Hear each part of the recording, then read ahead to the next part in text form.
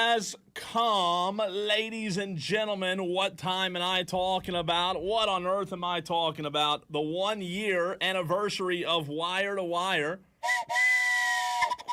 Yeah. What are we doing? What are these? What are we even holding in our hands? Diesel and I both, for those of you watching on the stream. How about that? Hub City Spartanburgers opening day whistle. That sounds good. Train is a-coming, man. Get ready, the train is a-coming. parents. How about that? That is going to be able to be heard across the entire city of Spartanburg. You're going to hear this in your sleep, Spartanburg parents. Yours makes a better sound than mine. You think so? Yeah. It's just different. It's a different tune. I think you got to... Am I doing it wrong? No. I just... Say it. I know, Say it. I know, Say it. I know this is how this is going to sound. When I say... You just can't blow it so hard. Okay. For a minute. So anyways, Yeah. Diesel and I today got a first look at the Hub City Spartanburgers brand new home. It is spiffy. And we'll get into that at 4 o'clock. Is that right? 4 o'clock today? And using new technology, we're going to be able to share photos Yes. that we took in the stream. In the stream. In the stream. In the stream. So what that means is for those of you listening on 97.1 FM in Spartanburg or 97.7 Greenville or on the Odyssey app, that's great. Keep doing that. We love the Odyssey app, and download it if you haven't done so already. But what Diesel's referring to is you can watch the show live on Twitter, on Facebook, and on YouTube. That is where you can watch Wire to Wire. He's Diesel. I'm Cole Bryson. Welcome in. It is a 1 year anniversary of Wire to Wire. 1 year ago today, somebody made the mistake of letting you and I on the airwaves together. And 1 year later, we haven't been fined, fired, or penalized. Fingers crossed, knock on wood. But that's where we start the show, doing a little reminiscing today because everyone loves a good reminiscing, look back, if you will. Everyone loves to reminisce on the past year.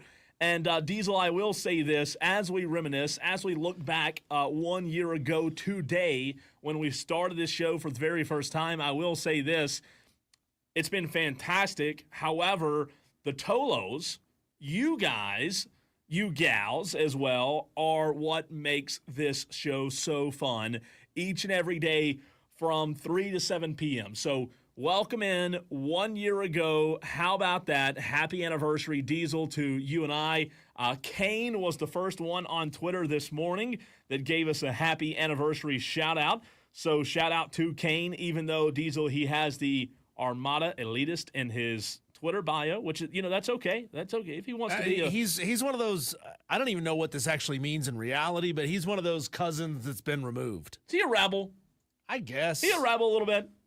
Maybe without a cause. Wesley Roberts, good to see you on the Facebook stream as well. 34 of you already on the stream. Happy anniversary, Diesel and Cole, says Wesley Roberts. Wesley, we appreciate that. Appreciate you being a part of the show. But I wanted to do something fun in this very first segment, Diesel. If we go back in time to 1 year ago today, the date was March 25th, 2024. What did you and I talk about on March the 25th? You didn't tell me you were doing this. 2000. I know. I wanted it to be a surprise. I love the raw reaction. Yeah. And I love the surprise element, the element of surprise, if you will. James on YouTube says happy anniversary. Appreciate you, James. The text line, which is the Hub City Spartanburgers text line, and phone lines are open at 844-FAN-PHONE. That's 844-326-3663. That is how you can get in touch with the show. Diesel, we started the show off. Do you remember how we started the show a year ago? Oh, man, I'm going to be willing to bet we talked March Madness in the first segment because it stands to logic. A year ago, we were in roughly the same place when it comes to the NCAA tournament as we are right now. Sure. That we got into tournament breakdowns in rounds 1 and 2. We did in the show, but not in the first segment. In the first segment, it was an entire segment dedicated to what Wire to Wire was. We introduced Wire to Wire. We introduced you, Diesel. We introduced me and talked about what the show was going to be, what to expect. I have the rundown right here. You let in and gave the Tolos an introduction of what they should expect on this show. Opinions, takes, right? Turn it on, leave it on. Matter of fact, 1 year ago today, Diesel, we introduced Turn It On, Leave It On. Oh. And 1 year later, I will say, I think it's doing quite well. I think our Tolos have absolutely captured that and ran with it. I want to be honest on this show. I did not come up with that phrase, that terminology. It was done in another part of the country, however, not here locally, anywhere near us. So I did use that to help brand this show a little bit. But we talked about our takes, right? What we're going to talk about for the next year, 2 years, 3 years, however long this thing goes on. And then we got into Clemson basketball in the second segment. So Wesley Roberts got it right on the Facebook stream. He says you were 2 talking points about, for you. That's right, Clemson advancing to the Sweet 16. They did advance to the Sweet 16. So here's what the second segment looked like a year ago today on our very first show. We graded the performances in the first and second round games by Clemson, or of Clemson rather, New Mexico and Baylor. I don't know if you remember that or not. It was that? New Mexico in the first round, Okay. Baylor in the second round. I love doing this because it's fun. Going back and looking at our takes, what we wrote down. For those that don't know, on our rundown, Diesel puts his in red, his thoughts in red. I put mine in green. The reason we do that is we can differentiate who said what. Yeah. And Diesel in the red, 1 year ago today, I love this. You said on these airwaves, Uh-oh. Brad Brownell is still on the hot seat, and I'm afraid that recency bias will win out and the pulse of the fan base will say extend him. Man, I have never been more right in my life. Oh, is that not Started great? it out on a strong one, Yes. and they extended man, them. It was all downhill from there. They But extended God. them. That was your first. That was the very first thing that you wrote down in the 320 segment. And guess what? Not even a year later, they extended them. Yep. They extended Brad Brownell. So I saw that last night, and I just laughed. I said, Alex Guest texted me and said, I was your first caller. Alex Guest, co-host on the Saturday Scramble. You're right. You know what? I'm glad you brought that up, Alex, because I forgot about that. You were. If I would have asked you who our first caller was, would you have remembered, Diesel? No way, I right? would have thought Dewey, No, it was Alex Guest. So shout out to him because I forgot about that. who, by the way, we saw earlier today. Yep, I did. In You did. Fifth Third Park. That's right. He was there as well. So he was the first caller. Shane Barrett on the YouTube stream watching from Tuscaloosa, I believe. Is that right, Shane? Correct me if I'm wrong there. Says, happy anniversary, gentlemen. T-Swizzle says, congrats. Shane, T-Swizzle, Wesley, James, all of you already commenting. We appreciate you as well. We talked about, this is interesting. Below that, you wrote, Clemson had lost 3 of their last 4 regular season and in the ACC tournament. Eerie similar, Diesel, to this year, right? Well, Brad Brownell's nothing if not consistent. He's consistent. Right. You can't say he's not consistent. Didn't play well down the stretch the last couple games of the season this year. Virginia Tech was the main culprit there. Didn't play well in the ACC tournament. The first game that they won, they didn't play well in. Second game, they didn't play well in again, and they lost to Louisville. That's right. Shane Barrett says bingo. He is watching from Tuscaloosa, Alabama. We appreciate you, Shane. Thank you, Shane. In that year that we've been on, Shane Barrett has relocated to Tuscaloosa. We have Diesel Tolos, and I shouldn't start going down the list here because I'll forget. We have Tolos that chime in every day on text line in the stream that listen from Tuscaloosa, right here in the upstate, obviously. Wesley Roberts in Puerto Rico for work. We have a Tolo in northeastern Dallas who texts in from the Dallas area code a good bit. We have Brother Contreras, who is in the Bronx. Yes, Brother Contreras. Let's see. Again, I should not Dewey, have. who's in his mom's basement. I mean, they're all over the place. Okay, that's funny. Yeah. I know I'm missing a lot, but we have Somerville, Tom in Somerville. It's funny when we started the show, Diesel. You and I, we found something interesting as the first 6 months of the show started. You and I said to each other a lot off air, man, we're getting new callers. We're getting new audio, new people on the stream, right? And that's what that's ultimately what we want and wanted and still continue to want, Diesel, is new Tolos, new listeners who listen to this station and share it with their friends and talk about it and spread the word on Tolo. Just a quick side note. I have a friend of mine, speaking of Tolo, Diesel, some good news for the Tolos out there, something in the works. I have a friend of mine who owns a print shop who has agreed to do some trade-off with the radio station that's going through, the boss man to get us some shirts with Tolo on the back. I love it. Yep, fan upstate on the front, the sponsor of the print company as well, their logo. And then what do you think? Like big letters, Tolo across the back, almost like it's a jersey, Yeah, like it's the name on the back of the jersey. Yeah, Tolo. How about, what if we could make a Tolo and then a blank space where Tolos could write in their own Tolo name? Can you write on a T-shirt? Sharpie? Sharpie? You may have to write it again and again and again, but that's okay. I've never done that before. Right? It might work. But Tolos. Just a thought. That's still in the work. Cadillac text in on the Hub City Spartanburgers text line and says, happy anniversary. I've been a Tolo since day one. Cadillac, yes, you have. We appreciate you, man. Dewey says, you want to read this one? Sad anniversary. Y'all still suck. Sad anniversary. Y'all still suck. Dewey, you guys should be fired. Oh, I've got that for you. We've got great sound bites over the last year, right? Whereas y'all need to be fired. A sound bite from Dewey there. A good y'all need to be fired. Let's see. On the text line, Buckeye Mike says, congratulations on the first year of many more to come. Buckeye Mike, we appreciate you. Brian Pettit on the text line. Happy anniversary to Cole and Diesel. Appreciate you, Brian Pettit. Diesel, after Clemson Baylor, we're going to go to the 345 segment. We discussed how bad our bracket was. A year later, some things never change. However, you know what's interesting about that 345 segment we did a year ago?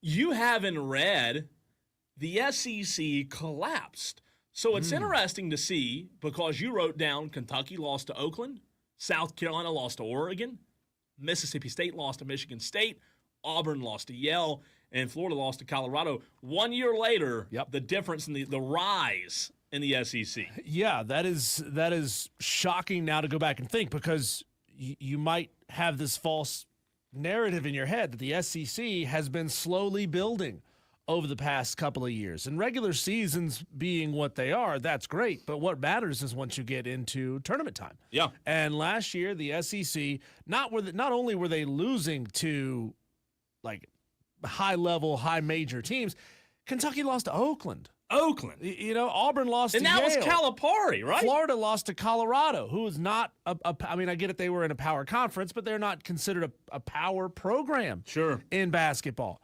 So is this year a blip in the radar for the SEC?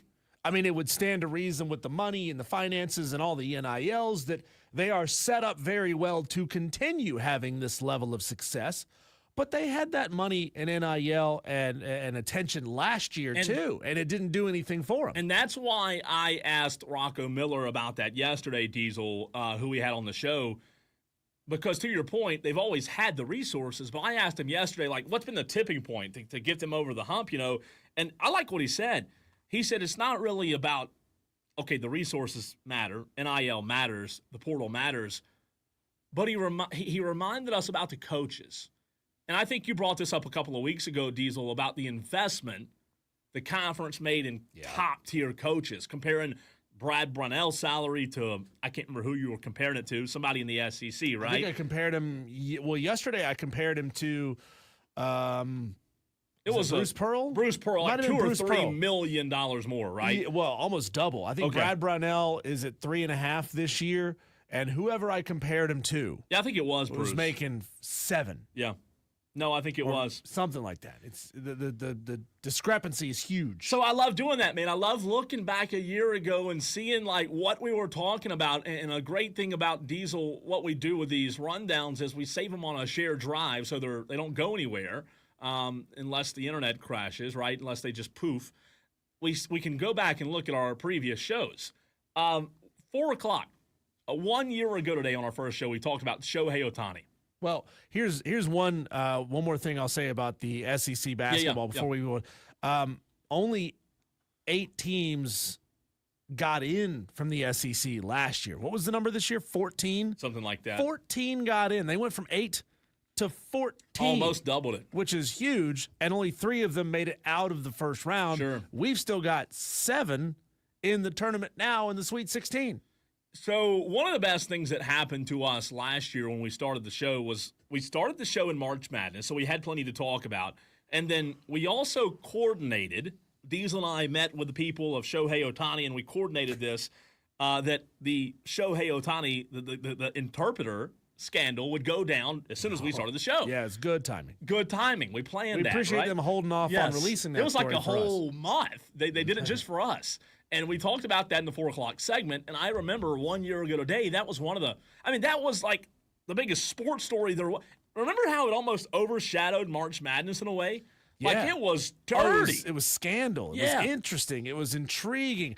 Did he steal? Was Shohei involved? How could he be so stupid? How was was Ipe some sort of criminal mastermind? Right. How big and how far did this go? What is Major League Baseball going to do? Would they really kick their biggest star out of the game for gambling? Yeah, it's interesting, man. All right, without looking, do you remember 1 year ago today who our first guest was on Wire to Wire? Oh, don't know. That's a tough one, right? Don't know. Okay, I'll give you a hint. Clemson related, and I believe Diesel. It wasn't Eric Bakich. Nope. No, but I know we had him on Good early. guess. It was we had early. him on early. Yeah, good guess though. It was, and we've still had this guy on a couple of times since this first one, but it was with Clemson being in the Sweet 16, it was very relevant, and we talked Clemson basketball with Lawton Swan. Oh, I love old Swanee. 1 year ago. How I about love that? Swanee. And we sat beside him. You and I did at ACC Media Days. And I believe I saw an email a couple of weeks ago where Jay Wilson did confirm. Jay is one of our account executives. Did confirm that Ingles and the ACC were teaming up again to send us to Charlotte in July-ish, August-ish for ACC Media Days. It'll be fun this year with Bill Belichick there, Diesel. I mean, that'll be – last year we talked about how kind of just not doom and gloom it was, but it wasn't – riveting. Well, now let's be real. It sucked. Yep. ACC Media Day sucked last year because nobody gave a rip because Dabo wasn't there that day, and outside of that, nobody cared. It wasn't electrifying. However, I think now this year, I think it's going to be fun. I really do. Bill Belichick, man, a chance to. I don't know if we'll be able to get him on, but a chance to interview Bill. Can you imagine? In July, if you and I get to interview Bill Belichick? At the very least, we'll be in front of him at his press conference. Sure. But, I mean, if we can get him on. That would be huge. We talked about, again, at 5:45, what to expect from the show. We did a lot of Clemson. We also talked Lady Gamecocks because the Lady Gamecocks were on their run to claim another national championship. And that was pretty much the gist of it. 1 year ago, Lawton Swan, a lot of Ipe, the interpreter, the scandal, the gambling, Clemson, South Carolina Lady Gamecocks. It's been a lot of fun, Tolos. We made it 1 year, and like I said before, as much as Diesel and I worked to make the show good and bring on good guests, you Tolos, it would not be the same without you. So if you ever feel like, oh, man, I just don't really want to interact today, well, just know this. I don't mean this in a mean way. Whenever you choose not to interact, it lessens the show. It really does. The more interaction, the more feedback, the more text, the messages on the stream, It all adds to the show, and Diesel and I tell you all the time, we do appreciate the heck out of you. But today's our last day, so we'll see you. I'm kidding. Just kidding. But I am epic excited. Reveal. Yeah, right. By the way, 1 and done, 1 year and done. I am excited, Tolos, to talk about with Diesel at 4 o'clock what we did today. So if you're in the stream right now or listening, make sure you tune in at 4 o'clock because we're going to talk a lot of Hub City Spartanburgers today. This thing's real close. 4 o'clock, we'll talk about our experience there today. And then at 5:20, we'll have Tyson Jeffers, the GM, on to kind of give us one final interview before this thing starts because, Diesel, today's the 25th. You realize Wofford and Upstate play 1 week from today? Whew. I want to know, how are they going to get everything, all the final T's and the T's crossed and the I's dotted? Because when we were there today, just to give everybody a slight preview, they were still hanging up a lot of the graphics on like the windows of the team stores. They were finishing up painting the murals on the big open walls all over that stadium. Everything as far as a playing surface and seating, all that is set and ready to go. It's going to be absolutely breathtaking for you Tolos who go up there and experience it on opening day. But they've got a couple little things left. They've got to get ironed out. And they got a week to get it done, man. That is Alex Guest needs to get on it, man. Those guys in those hard hats, they need to stomp on it. Also, real quick before we run to a break, I want to give a shout out to Clemson linebacker Sammy Brown. I've known Sammy for maybe a year or so, and he started what you see on my hat. I want to say thanks for the hat. All in Outdoors. Shout out to Sammy Brown and those of his friends, that close circle that's starting a little bit of an outdoors channel episode show, if you will, at Clemson, getting Clemson athletes outside. I love the outdoors. Hunting and fishing is a big part of my life. And shout out to Sammy Brown for the hat that I'm repping today, All in Outdoors. You can see it on the stream if you're not watching on the stream. Excited to have worked a year with you, Cole Bryson, and to have a year with you, the Tolos, being a part of the show every single day. We're now just a couple of days away from Major League Baseball opening day. People talk about opening day with such reverence, Cole. But is Major League Baseball opening day really all that? We'll look around the games that are set for opening day and see if we can rank it against a couple of the other 5 or 6 big opening day, opening weekend blowouts for major sports in America. See which one is absolutely doing it best. That conversation coming your way next here on Wire to Wire with Diesel and Cole Bryson.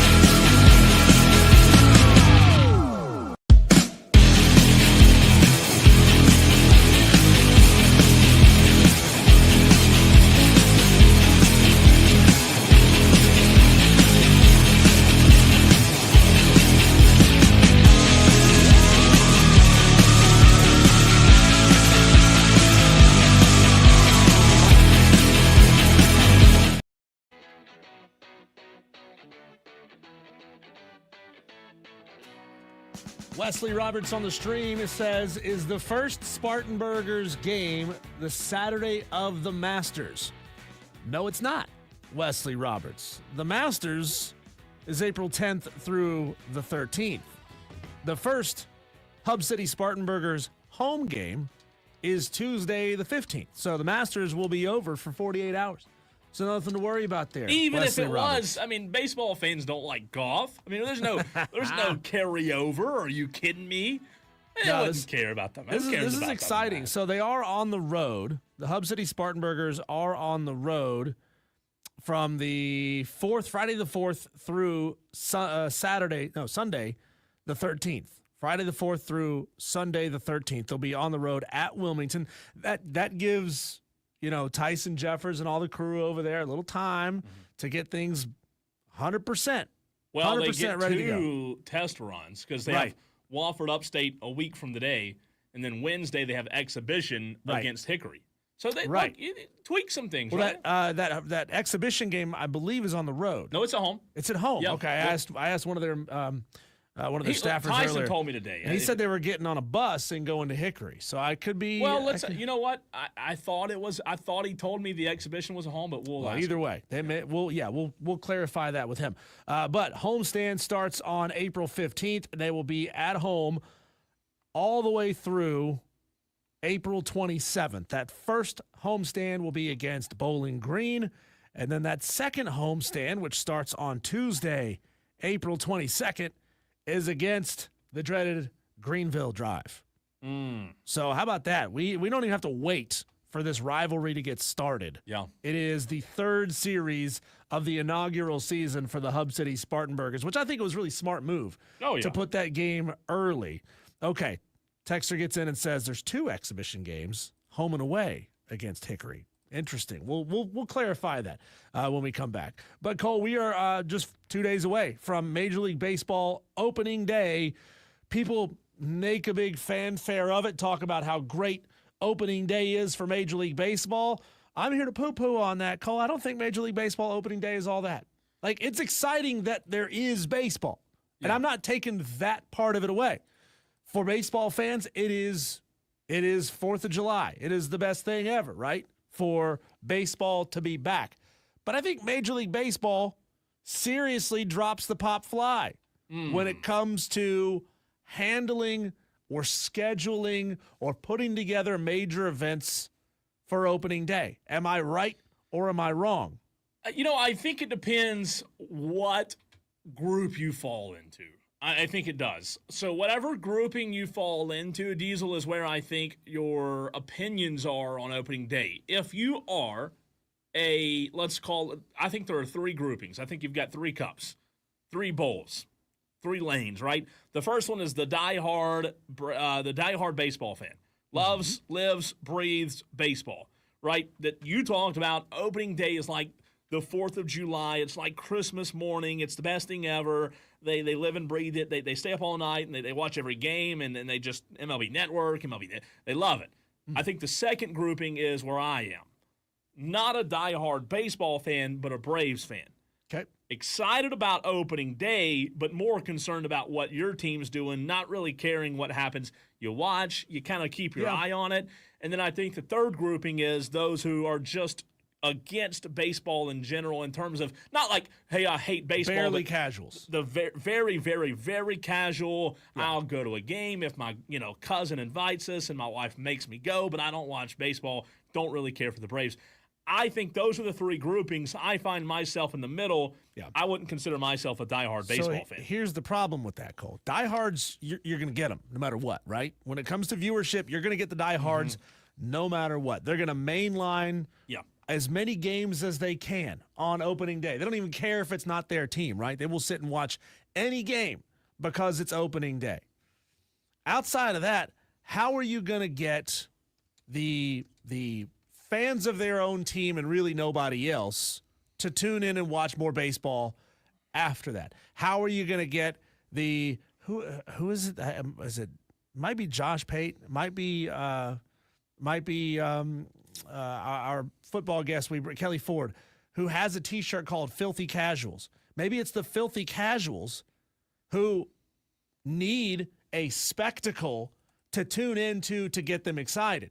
Yeah. Now, Major League Baseball, which has had a problem with its ratings dipping over the years, they need something. They need a massive event to bring in the filthy casuals and the fans that are only fans of their own team to watch an event later on in the evening on opening day. Am I right or am I wrong about that? No, you do want to grow the sport. So, like, here's what I think about when you talk about growing the sport, growing opening day, growing the World Series.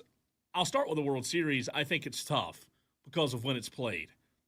Opening weekend, the first few weeks of football, Sure. You've got the World Series. It's bad timing, Bad but it is what it timing, is. Especially in the South, right? New York, maybe not as bad if the Yankees or the Dodgers are in it.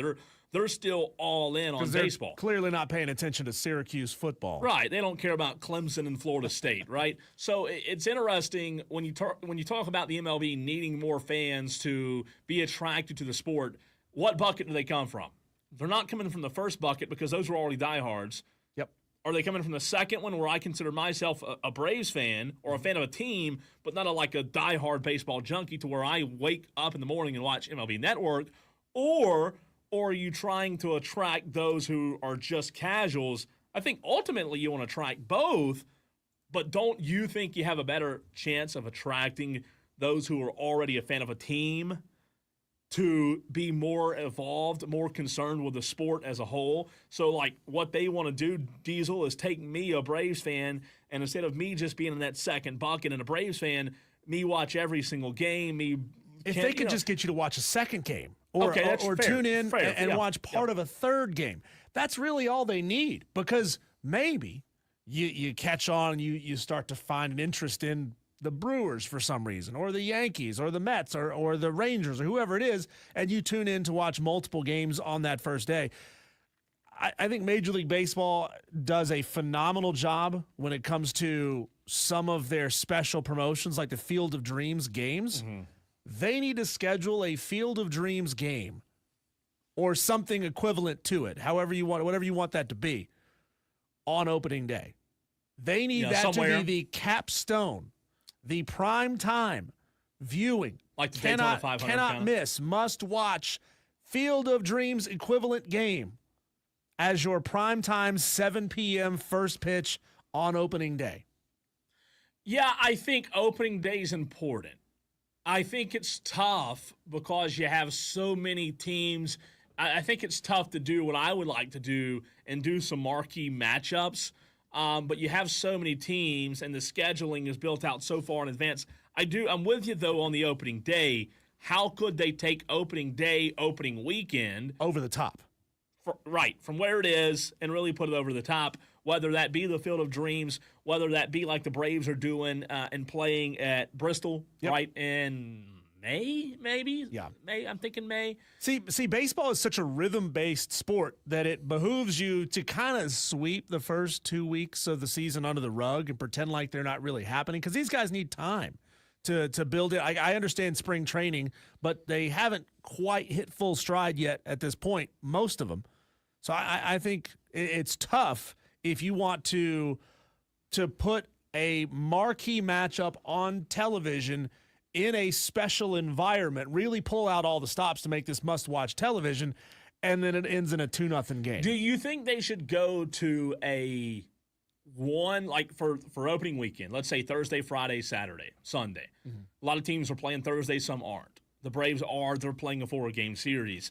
Do you think it would help if the Major League Baseball said, Diesel, we're going to have an opening weekend bash, whatever you call it, at 3 or 4 sites? So we're going to have 3 or 4 sites nationwide, and there will be 6 teams at each site, and we do a little bit of a not a bracket, but a little bit of a tournament, maybe to start the season, to give it a little bit more juice, where you've got 6 to 8 teams at one site playing, kind of like March Madness. Maybe. Where you have like 10 games in the span of 2 or 3 days. I don't know. I mean, just something, because we all love the chaos in March Madness and feel like, crowning a winner. What if you started the season with 3 or 4 different sites and all 30 MLB teams, tried to go for, like NASCAR's doing, an in-season tournament, but it's the opening weekend crown. Who wins the opening weekend crown? What if we started the season with a home run derby? Rather than which is logistically very difficult to bring 6 or 8 teams together. Not saying they can't pull it off, because they clearly can. But in this case, all you need to do is fly 3 or 4 guys somewhere for a home run derby to start the season, to be the capstone event for why people should tune in and get interested in baseball. I don't really early. like home run derbies. Me personally. Some Tolos may love it. I if it's a skills challenge, if it's a home run derby, if it whatever you want it to be, right? I'm just trying to think of exciting ways to get fans to tune in early instead of waking up at the All-Star break and realizing, oh, it's baseball season. No, I'm with you. And I think, again, if you don't have a team, it is. It's like, hey, I'll peek in, or I'll wait for Rich Eisen to talk about it, or I'll wait for so-and-so to bring it up and mention who's leading the division. I just think of it this way. If you're trying to get somebody who is a casual baseball fan to pay attention early in the season, giving them more baseball is not what's going to do it, because they've already got baseball. I think they need some kind of chaos drama. Like, I think they need fireworks. I think they need spectacle. Fist fight. Yeah, I mean, fist fight. We meet at the pitcher's mound. Everybody brawls. That's why people ultimately watch March Madness. That's why the casuals watch March Madness for the explosions, the upsets. So I don't know. I'm with you though. I would not be opposed to tweaking opening weekend, a multi-site venue, and have all these teams in there at one time. And maybe that's just kind of the nature of what baseball is, right? It's a long, slow, plodding sport that takes time. It's a 3-4 hour affair every single game. How do you change the game or change the product without fundamentally changing? It's a hard question. The pitch clock has helped a lot. The pitch clock, in my mind, I very much think the pitch clock is a great thing in baseball. I do. And now that we've got it, now that we've had it implemented for a while, you watch it in college baseball, you're like, oh, thank God, this game is moving. It's moving. Right? I love it. Most pitchers don't get to the 15-second mark before they're throwing their pitch. I love it. Texter says, and I believe this is, I think this is JD, says, MLB is terrible at marketing their best players and putting them in front and center, in my opinion. It feels like they have one guy, which is right now is Shohei. Outside of Shohei, who are the other stars in baseball? So here's my question. As far as the casuals are concerned. Yeah, here's my question to JD's text. And I don't disagree with it, but my question to your text, JD, is the MLB terrible at marketing the best players, or do the major networks do a shoddy job of marketing MLB's best players?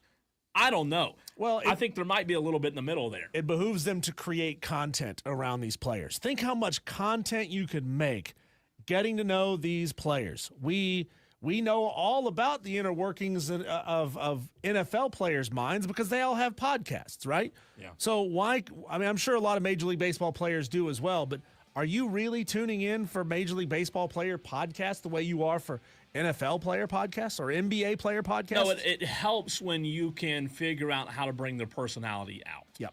Like Bryce Harper, like me. I cannot stand Bryce Harper. But guess what I've done a lot of lately? Watch Bryce Harper smoking meat. Why? Because he's a famous baseball player. He has some good videos on social media. It's brought his personality out a little bit, right? Things like that. They need to show that. They need to during his games. And I think they need to do a better job. The networks need to do a better job of really making these guys relatable, because like kids walking around the malls, they're not wearing Shohei jerseys. They're not wearing Spencer Strider jerseys.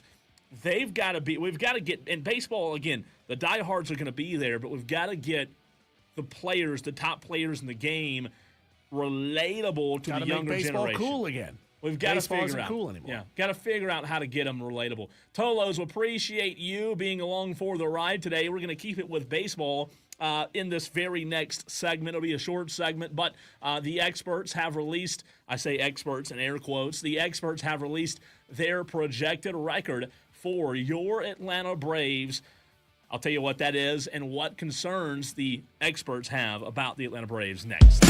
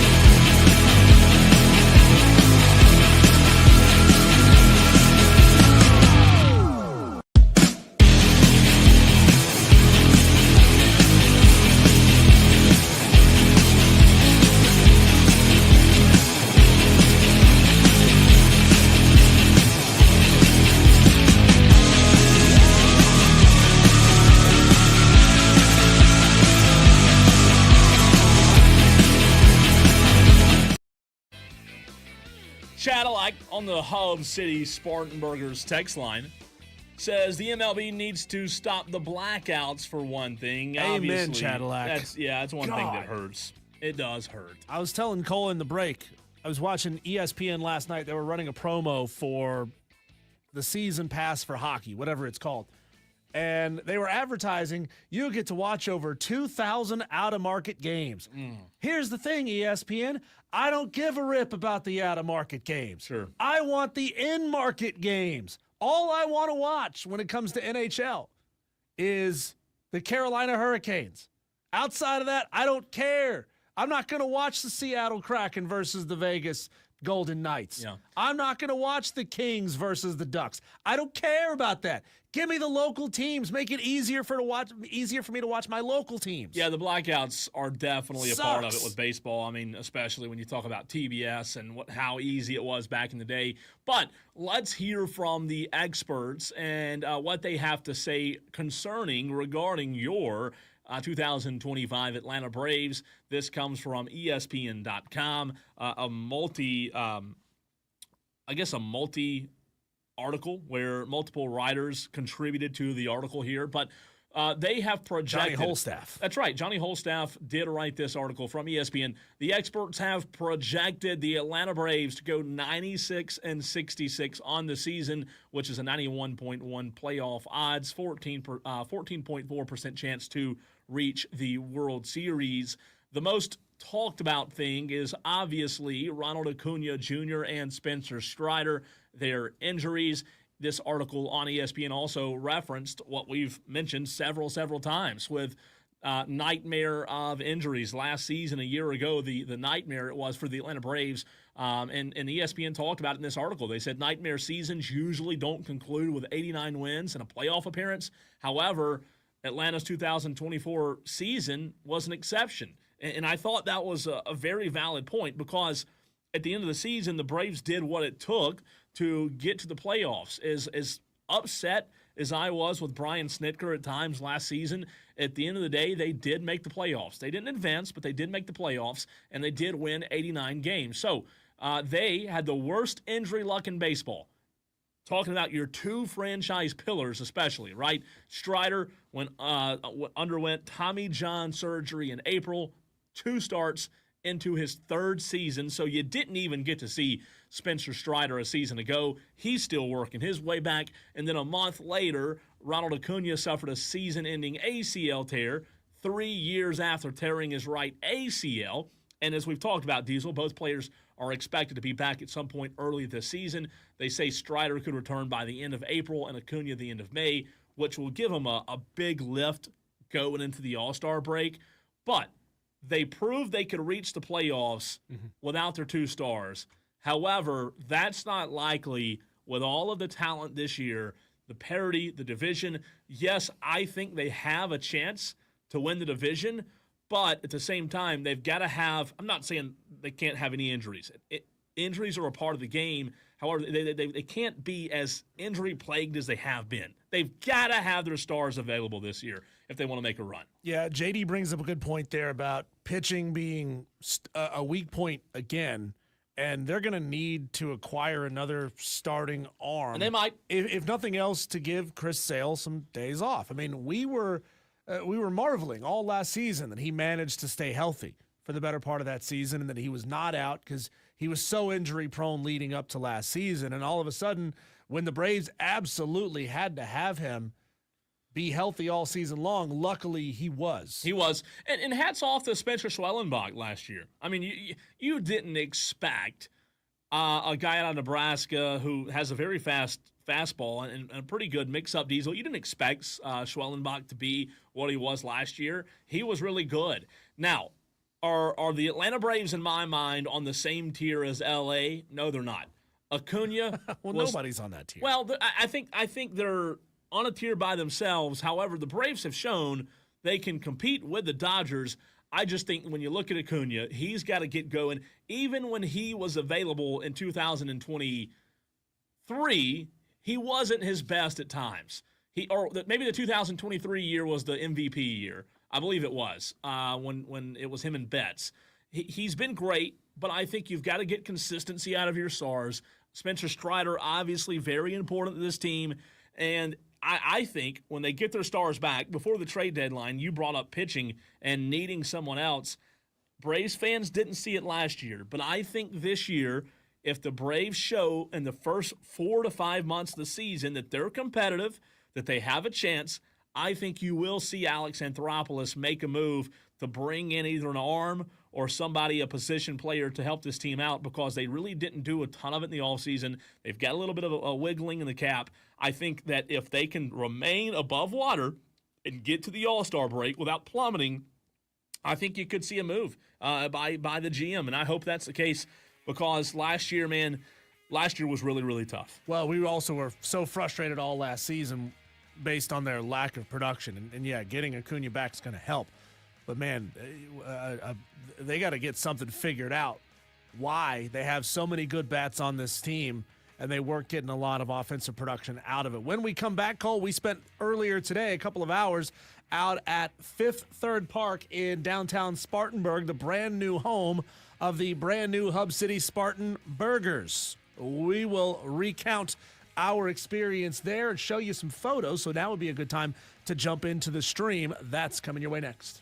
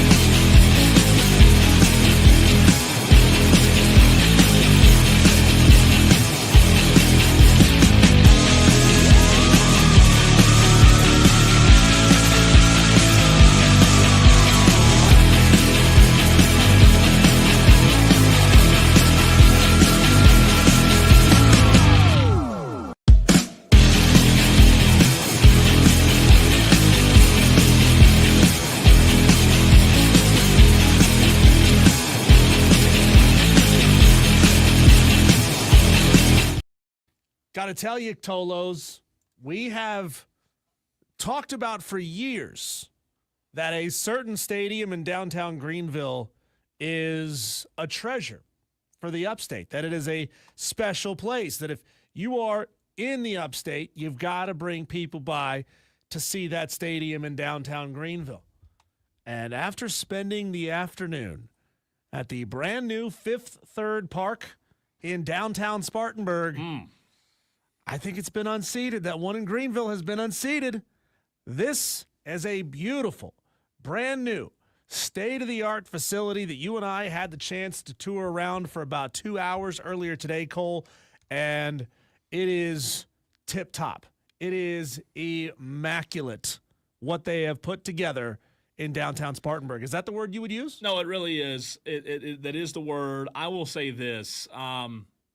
We've all been to other ballparks, not just in this state, but across the country, like Segra and other ballparks down in other states around South Carolina. But being able to, and again, we'll have Tyson Jeffers on today at 5:20, right here on the Fan Upstate, but being able to step foot and get the first look as media today at the new ballpark, it was a privilege. I mean, it really was. We saw the entirety of it from the concourse when you walk in to the main gate, which is beautiful. We saw the locker rooms, the office areas downstairs, and we stepped foot on the new grass. It was a privilege to be able to do that today, and not everybody gets that opportunity, and it was a real honor. And shout out to everyone at the Spartanburgers, Tyson and Luke and Ian. They were all fantastic. It was a great time today. It really was, and we'll kind of walk you through it, Tolos, the way that we experienced it. And now would be a time for you to jump in on the stream on Facebook, Twitter, and YouTube. Just search for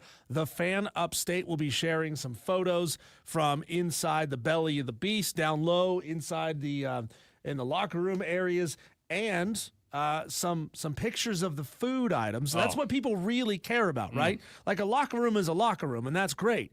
But the food, people want to know. I didn't expect the food, by the way. Oh, it was. I expected us to try it. I didn't expect the food to be what it was, Diesel. I expected normal ballpark food. Right. Hot dog. Right. No. So we'll get to that. We'll get to that a little bit later on. So we walk into the stadium, and now is when we are going to jump over to our fancy new presentation view in the live stream. We walk into the stadium, Cole, and this is the view that we were greeted with. Nope. Yeah. No, this was the view that we were greeted with. Walk into the stadium, and we see this beautiful ballpark where the field level looks immaculate. The only thing they haven't put down yet are home base and first, second, thirds. They haven't painted the lines on the field yet. But man, you can't beat a view like that. They've got a lounge that holds like 400 people for it's rentable out for events. And if you're a season ticket holder, you're going to get access into a special VIP lounge that you can come into with like buffet style food throughout games. That is going to be special for those of you who live in Spartanburg and buy those season passes. So I took this photo sitting kind of at the top, right behind home plate. It's one deck. It's very similar to the Drive Stadium where you have the lower bowl and then you have the rentable, like you said, the private suites up top with the outdoor seating. If you are sitting behind home plate, as Wesley's already pointed out, you see from left to right, you see the new parking garage, as you can see on the stream right now. The new parking garage is out of the frame to the left, but it's right to the left of where we're looking now. Yep. Then you scan over, you see the brand new courthouse in downtown Spartanburg. A shining beacon of. It's immaculate. It really is. I had to go in the other day to pay a parking ticket, but that was my visit. And then you see the AC Hotel, the brown building, and then you work your way over. You see some of the other buildings. There are not a lot of tall buildings in downtown Spartanburg, obviously. And then above the scoreboard, the video screen, you see the BB&T building, which I think is really unique because I didn't realize the layout, Diesel, would be that way. Because you've got the heart of downtown Spartanburg kind of to the left center. If you're looking at left center field, that's where the heart of downtown is. Main Street Pub, Delaney's, Morgan Square, and then you work your way over to the right. That's going more toward like First Baptist Spartanburg over in that direction, and then you obviously wind up at the BB&T building, and you have all the shops right there. I'm telling you, man, that view is a sweet view. It is awesome. We'll put up this view right here. This is actually the the press box? This No. is the Press box. Yeah. This is yeah. press box Yeah. view. Yeah. Yeah. So once we made our way out of that Milliken Lounge, we work our way around to the press box area, which kind of wraps around from just behind the right side of home plate, which would be technically the side that lefties hit from, and then it works its way around to just behind home plate.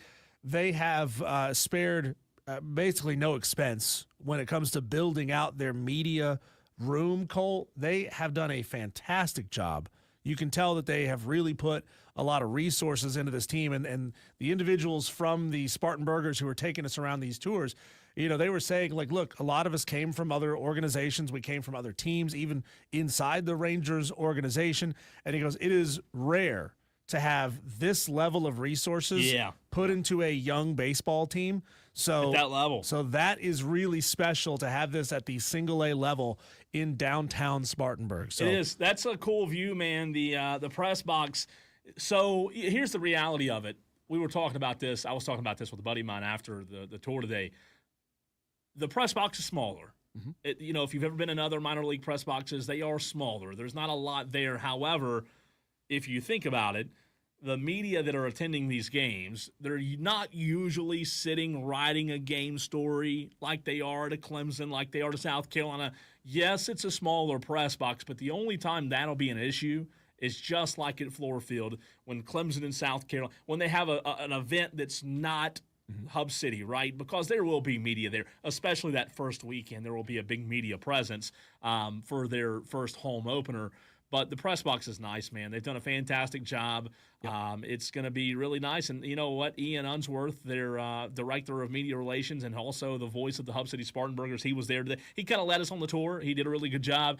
And they're just professional from the top to the bottom. It's nice. That picture right there is a good one. That's a good one. And then they took us down to, if you're watching the stream right now and you can see this photo, down the third base line, just above where third base will be, there was another lounge and rentable space right over there. So that's going to be a fantastic view to be able to rent out for your company. I think they said that room holds like around 75 or so people.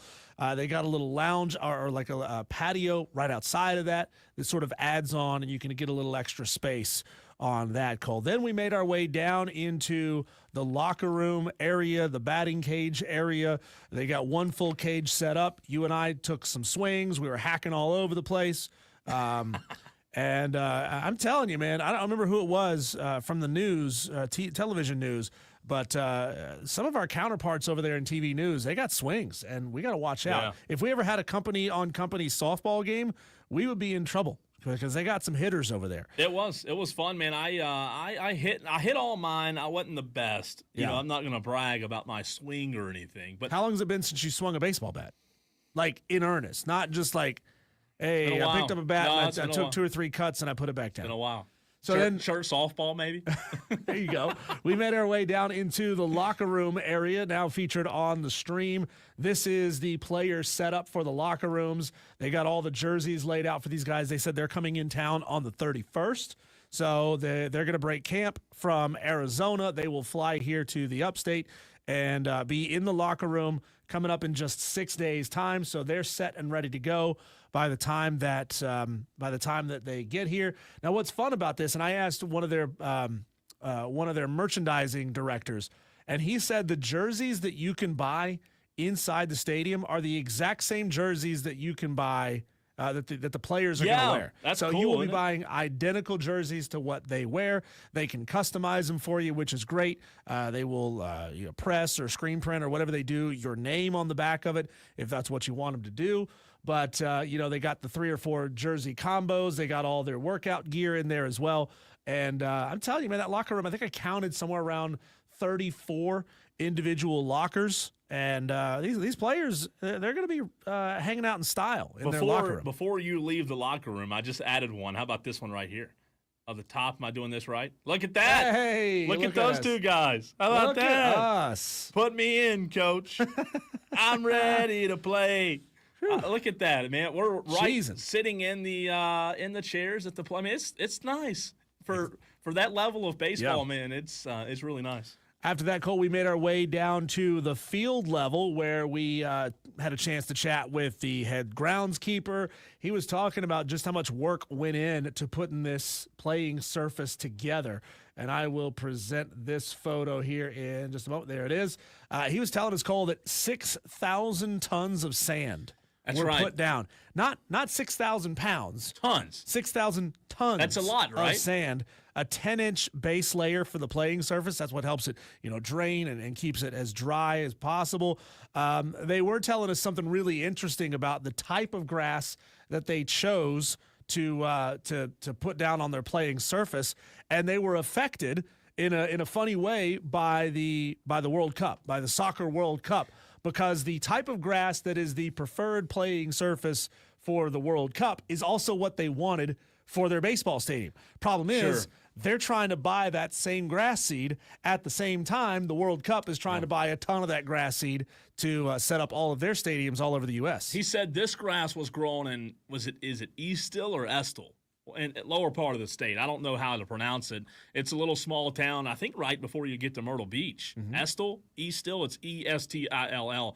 But that's where the grass was grown. And then that's a great picture right there on the live stream, man. It's beautiful. And today was just like a picture perfect day. Couldn't have been any better. Blue skies, beautiful weather.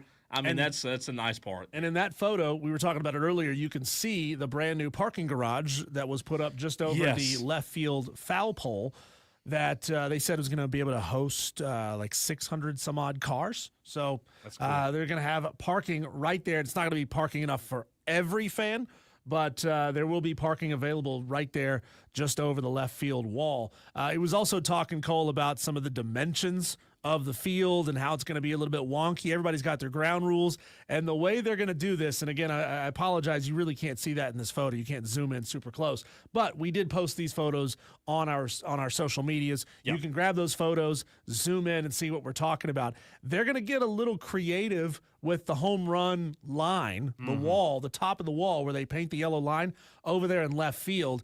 He said if you're gonna belt one down the line in left field, you're going to have to really get a hold of it to get it up and over that fence. Let me just tell you this. Center field, if you take that out of center field, you've got every bit of it because that's a deep park, man. It's going to play big. Like it is a big park. You don't realize it from the pictures, but being there, when you see it and you're sitting up there, it is deep. Especially at that video screen. He also said lefties are going to have a hard time getting it out of this park. That's interesting. He said that is going to be interesting to see how lefties do. Who is it? Wesley Roberts says, how would you rate it 1 to 10? Wesley, I can compare it to the handful of minor league parks that I've been in. LP Fran Stadium in Hickory, obviously Fluor Field here in Greenville. Those stadiums are a little bit older, so not holding their age against them. I would say that Fifth Third Park is a solid, inside the stadium grounds, is a solid 8.5, 9. Oh, at least. Like it's fantastic. Yep. And we didn't get to see it in all of its glory yet, right? So there were still some things that were under construction. They also have no bleachers inside the stadium. It's all chairback seating. Every seat is chairback. So no matter where you sit, you're going to have a good spot. They got a couple of party patios over in the left field and right field lines. They got some berm seating just outside of the left field, just over the left field wall, where you're going to be catching home runs out there. Hopefully $5 seating out there. Think about that. You need to bring a family, 4, 5, 6 of you. Yeah. That's a great place to do it, and do it for relatively inexpensively, an affordable ticket over that left field line. Here's another one, Cole, from field level. Let me add that one to the stage. Oh, that awesome. sign looks fantastic. Yeah, Credit to them. Here's some, I think, video of Cole Bryson taking some hacks. Look at this. Down there inside the stadium. It's not inside bad. the belly of the beast. Not a great swing. Well, you got under that. You knocked that one right back at the pitch. She was not giving me the best pitches. She was throwing me high and outside. Yeah, I'm going to blame mine on the pitching. I threw one more video in there, too. Look at this one right here. I was reaching. Look at that, man. Look at that. that video there that you're watching on the screen is a full video of me taking it from looking at home plate, going out, I'll play it again, starting. I mean, that is just beautiful. You said immaculate. I think you're absolutely right. They did a fantastic job. I don't think they could have done anything better with this stadium. The way they've built it now, Cole, is what people really care about. You Sure. get into the stadium, you're going to get hungry. Yeah. And I'm going to tell you right now, yes, they're going to have the kind of standard food options of basic burgers and hot dogs and peanuts and stuff like that. But if you find it throughout the stadium, they have some food offerings that they let us sample, which we probably put down 1,000 calories with as many of these samples as we got today. Here is what they are calling their Spartan Burger. This is a smaller version of it, by the way. They said this was sample size. Yep. They're going to make a full-size burger for this on game day. I kind of like the slider size, though. Yeah. Burger patty, pimento cheese, fried green tomato with a pickle skewer on top.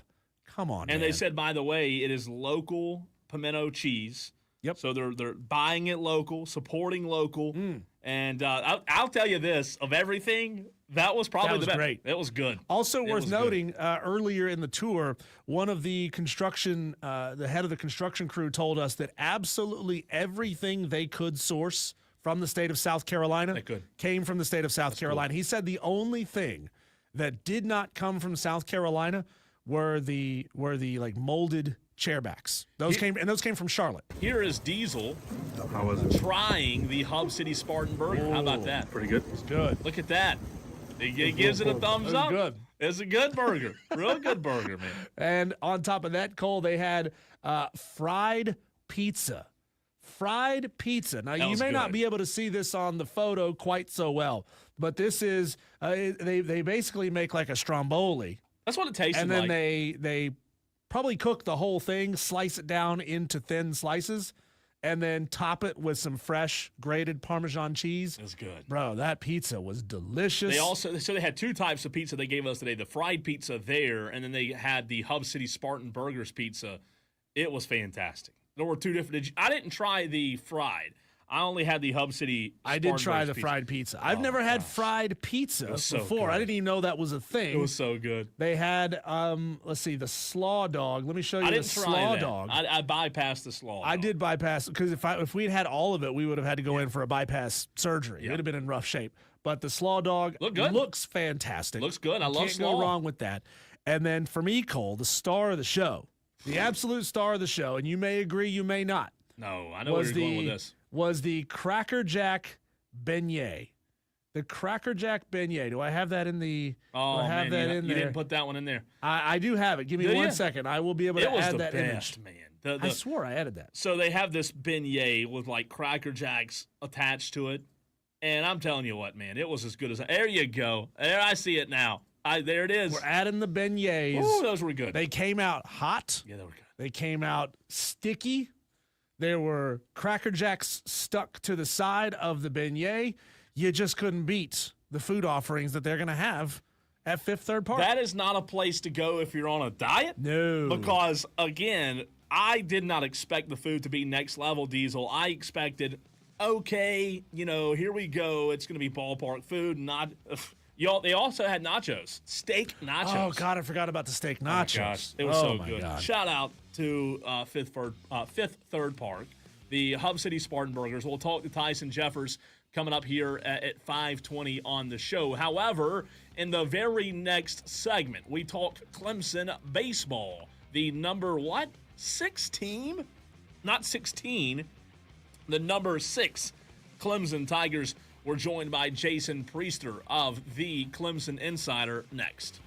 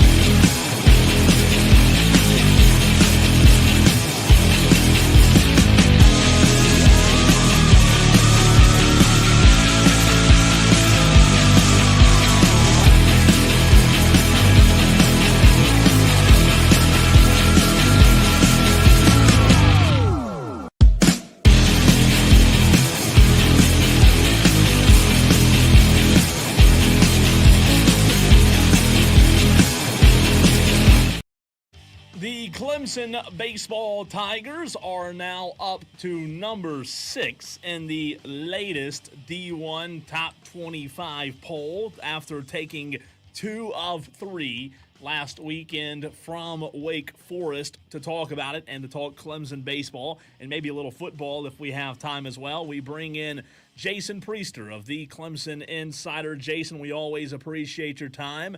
But let's start with that last series for the Tigers. I just said the Tigers took 2 of 3 from Wake Forest, but from someone who was there and saw Clemson all 3 games, boy, that could have easily gone the other way, right?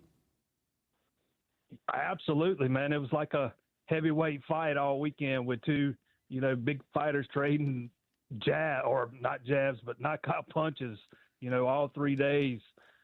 It was Wake Forest is a team that Clemson's had some issues with since Eric Bakich has been there. Swept 2 years ago in Clemson, swept in Winston-Salem last year. Bakich finally kind of gets that monkey off his back this weekend and takes that one. But, man, it was exciting. It was fun to see. Jason, it's Diesel here. With them being able to rally back and ultimately falling on Saturday, but rallying back to get the win on Sunday, how has Eric Bakich used moments like that in the past, and how have you seen other coaches use moments like that in the past down the road once you get into regional play to say, look, you're never out of these ball games? Yeah, I think it's just exactly what you just said. You're never out of it. And this Clemson team has shown, going back to last year, they're never out of the fight. Sunday's comeback was 1 year to the day that they had an 8-run rally against Florida State and walked it off in the 9th inning. Yeah. It's just something they thrived at last year. I think they had 20 something come from behind wins, if I'm remembering correctly. Mm-hmm. Not all of them like Sunday, but it says a lot about how gritty your ball club is, but it starts at the top. It starts with the head man. I think it's a mentality and he instills in that team, each and every preseason. We're actually probably starting in fall ball, but it is something they have excelled at since Eric Bakich has been at Clemson. They just never quit fighting. You can get them down, but they're going to get back up every time. Jason, does it concern you a little bit that they've had to come from behind so many times in the Eric Bakich era? It's clearly working for them, right? They're getting the wins, and it's going to happen throughout the season that you're going to be down in a couple of ball games. But, it seems like it happens an awful lot, and so far this season at least, when they get down big.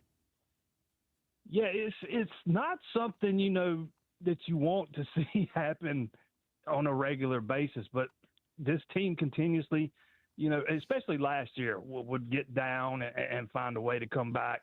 I don't know how many times they've done it this year off the top of my head. It doesn't feel like as many times. They haven't had the deficits they had this weekend. But yeah, it's definitely not something it's not the way you would draw it up for sure, man. You'd like to get up on teams early and not have to lean on your bullpen as much as Clemson did this past weekend, because I don't think that's the recipe for success for this team this year. They got some stuff to figure out with that pitching. You don't want to get down early, and particularly on a Saturday, and eat up your bullpen and leave you with some questions on Sundays. Clemson Tigers now 23-3. Jason Priester of the Clemson Insider joining us right here on the Fan Upstate to talk Clemson baseball. This past weekend, Jason, against Wake Forest, if memory serves me right, correct me if I'm wrong here, Cam Canarella had 1 hit on Friday and then 0 on Saturday and then 1 again on Sunday.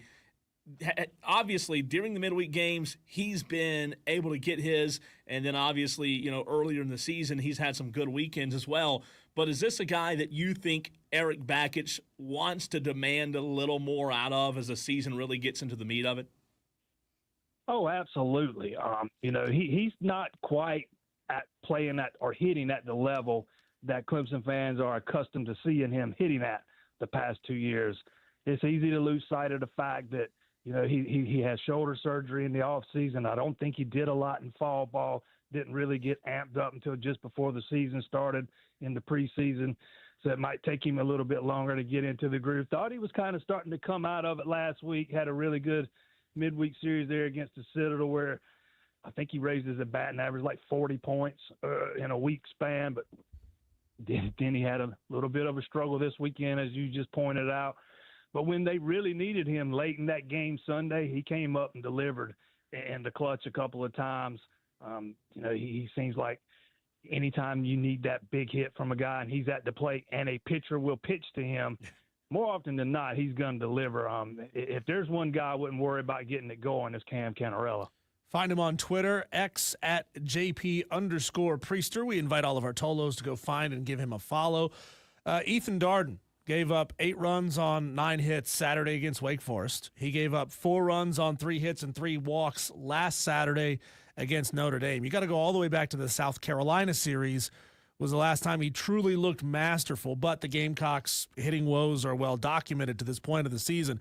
What can you tell us, if anything, is going on with Ethan Darden? Is he maybe a little banged up, a little slow to get going in the season with his command? What's going on there? Darden's a guy, he's kind of been up and down a little bit in his career at Clemson. Got off to a really good start this year. He went 4 innings in the opener, then went 6 against VCU. You just noted 7 against South Carolina, went 5 against Davidson.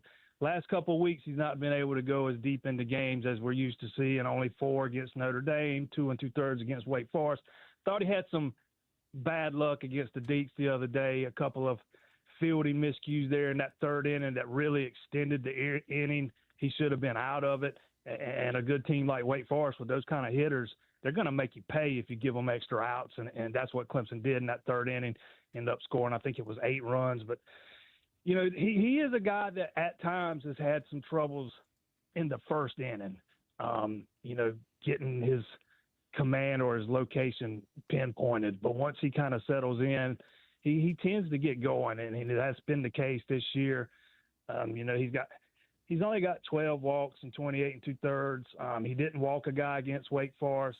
He walked, I think it was 3 against Notre Dame, which is a little bit uncharacteristic for him. But he's a sinker ball guy, and if you forget a good hitting team, I think Eric Backus touched on this the other night, and you get a good hitting team that can kind of get under the ball a little bit, they can create some problems for him, and that's what Wake Forest did Saturday. Jason, we just talked about Ethan Darden, but when you talk about Friday and Sunday, kind of a 2-part question here. It looks as if Fridays are solidified with maybe the best Friday pitcher or one of the best Friday pitchers in the country. And then Sunday, Lugurnick, is that, from what you've heard from Eric Bakich, the guy that Clemson intends to roll out the rest of the season in that Game 3? It's kind of like Canarella. It took a while for Aiden Knock to get going too. Yeah. He was having trouble getting deeper into games. His pitch count was getting up, but the Aiden Knock we've seen the past 2 weeks is the Aiden Knock we saw all last season. Yeah. So that spot's absolutely solidified. Sunday, I don't think we'll see Lugurnick again. I don't think the plan was to see Lugurnick this past Sunday. When the rotations were announced, Sunday was to be determined. Lugurnick struggled in his previous start against Davidson, didn't get out of the 1st inning. And my money was on B.J. Bailey starting Sunday, but the way they came back in that game Saturday, they needed to use him out of the bullpen, so he ended up giving Lugurnick another shot. But this was something Eric Backus did talk about Sunday night, and he talked about how when your Sunday starter can't get out of the 1st inning 2 weeks in a row, that's a problem, and it's something they're going to have to look at. I think they got some candidates. Again, I think Bailey's one. I think Joe Allen's another guy we might see get a shot. He's started in the past. It's been 2 years, but he's done it. They're getting some guys back healthy that weren't available the first few weeks, like a Noah Samo. We're going to see Talon Bell make his debut tomorrow. He's going to start there at Doug Kingsmore tomorrow night. So they're going to have some options.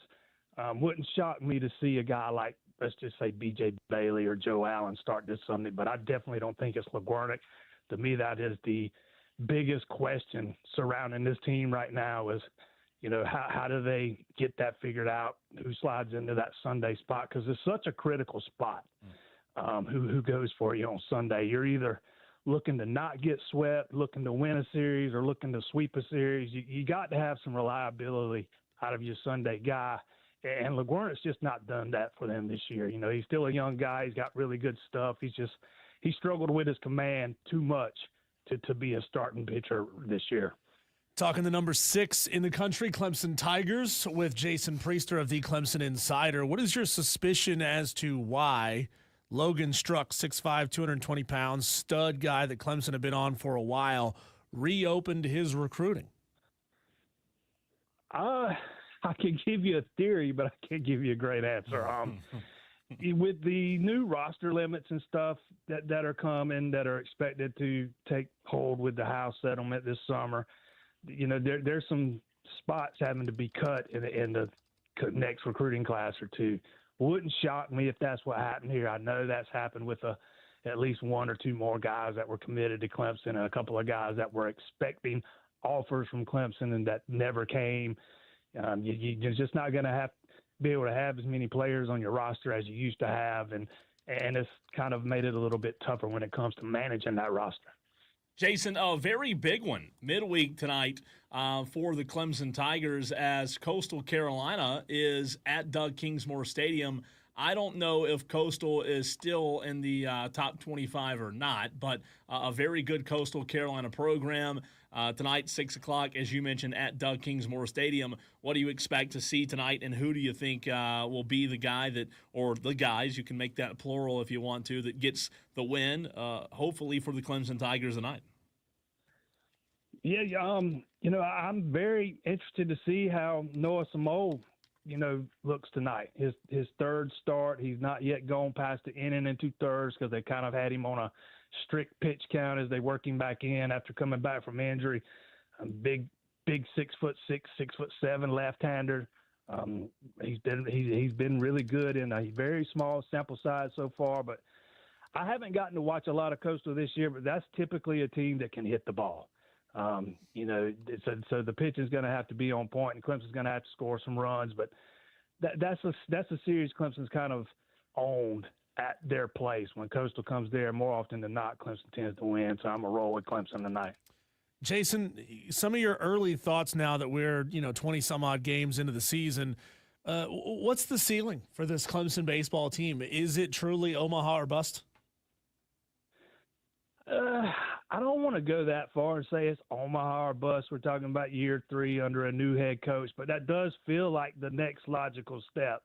You know, you host a regional in Bakic's first year, you win that regional in his second year and advance to the super regional. So that does kind of feel like, you know, where it's heading. I think this team's got all the pieces. Now, I think they've got the potential. Now, whether they can put all that together and make that kind of run remains to be seen. But, you know, he has shown over his first 2 years that he knows how to push the right buttons and have that team playing, you know, at a very high level, you know, going into the postseason. We'll see if they can carry it that far. First things first, you got to get that Sunday spot figured out, and hopefully they can get a couple of these arms that's kind of been banged up and working their way back into that rotation, because it will really help solidify some things. You know, I really like the pitching staff coming into the season. We've just not seen all of them yet. Well, I mentioned Talon Bell a minute ago. Michael Gillen's another one. He was expected to be a big part of that thing. Transfer from Seton Hall, a career ERA under 3. He was a big part of that Pirates bullpen for a couple of years. And you get him back, and it's just going to make you that much better. But this team can hit the ball, probably not hitting as many home runs as I thought they would. Didn't think they'd hit as many as last year, but I thought they'd be hitting a few more than this year. But they've shown they can beat you in a lot of ways, and if they really start getting the bats going, I think this team can be really good. You can find Jason Priester's Clemson Spring Practice Day 10 observations on theclemsoninsider.com. Jason, just an abbreviated version of that. What have been your biggest takeaways from Clemson Spring Practice, which is wrapping up here soon, a week from Saturday? Clemson will have the orange and white spring game at Death Valley. Yeah, I'm going to have to give credit to my partner, Will Vandervoort, on that. Those are his observations, not mine. Don't give credit to Will. Don't give any credit to Will there. But I'll tell you, my biggest takeaway is, you know, kind of going back to the basics on the defensive side of the ball, bringing in Tom Allen and seeing some of the transformations with that defense, you know, under his leadership. you can just kind of feel it in the air. You can sense that there's a much more of a focus on the fundamentals. He routinely says he wants them to be the best tackling team in the country, something they really struggled with last year. So I'm expecting a marked improvement on the defensive side of the ball. I think they've got the right coaches in place there to kind of help that talent reach their potential, something they didn't do a year ago. And to me, that's been one of the biggest things coming out of spring practice is the back to basics on the defensive side of the ball. Jason, what can you tell us about this 3-star running back out of Rock Hill, Jude Hall, that spent a couple of days at Clemson? You don't spend a couple of days if you're not really interested in signing somewhere. It seems as if the staff's going to be high on him. Obviously, the running back position a little bit thin over the next couple of years going forward. Tell us a little bit about Jude. Yeah, I'll be honest with you, he's a guy I'm not real familiar with until he visited just recently. But it is a big position for them in 2026. They kind of zeroed in on Jalen McGill, the local kid there out of the upstate early in the cycle. He ends up committing to Rutgers, backs off a couple of weeks later, and Clemson's kind of moved in a different direction. They offered Carson Baker, Javion Mallory, who just committed to Miami, and Jay Lamar, a kid out of Georgia. Matter of fact, had a phone call with him this morning. He's always talked about how Georgia's has been his favorite all along, and he told me today that since he spent a couple of days on campus, Clemson's his new number one. So we'll see what happens. Those are probably the two names to know at running back moving forward, at least for now, Carson Baker and Jay Lamar. We'll see if they can reel one of those guys in. Jason, great stuff as always, man. We appreciate you taking time to join us. Have fun at the game at Doug Kingsmore in just over an hour from now, and we'll talk to you soon, man. Appreciate you having me on, guys. Absolutely. Jason Priester, the Clemson insider. When it comes to Clemson baseball, we hope you are studied up and well-versed now because of that interview. So they're good, man. I think he hit the nail on the head, Diesel. They've got potential, but when you talk about being good and going from good to great, putting all the pieces together, it's a long season. Well, you got to have that Sunday pitcher because if you get yourself in a hole early, Friday, you're gonna have to lean on that Sunday guy to get you a win and get you set up well on Sunday, and that puts you in a tough spot if your Sunday starter is not figured out. And that's why they lost to Notre Dame. That's the one. The second conference loss because they have two conference losses, one to Wake and one to Notre Dame, and that's the reason they lost the Notre Dame one was Sunday. It was tough, but fantastic stuff from Jason Priester there. When we come back, Cole, allegedly, we're going to have Kane, the Armada elitist, call in and sing us an anniversary song. He has promised it. He has asked like 5 times on the stream when he can call in. Kane, now's your time. 844-326-3663. And on this, the anniversary of Wire to Wire with Diesel and Cole Bryson, we'll roll through some of our favorite takes of the year. Coming up next.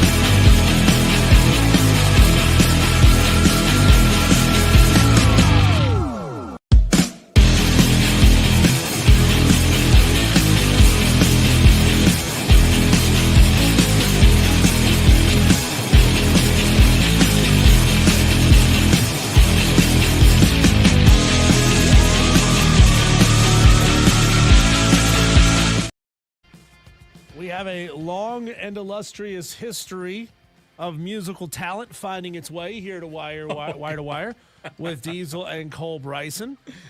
We had, I believe it was a P1 named Scott.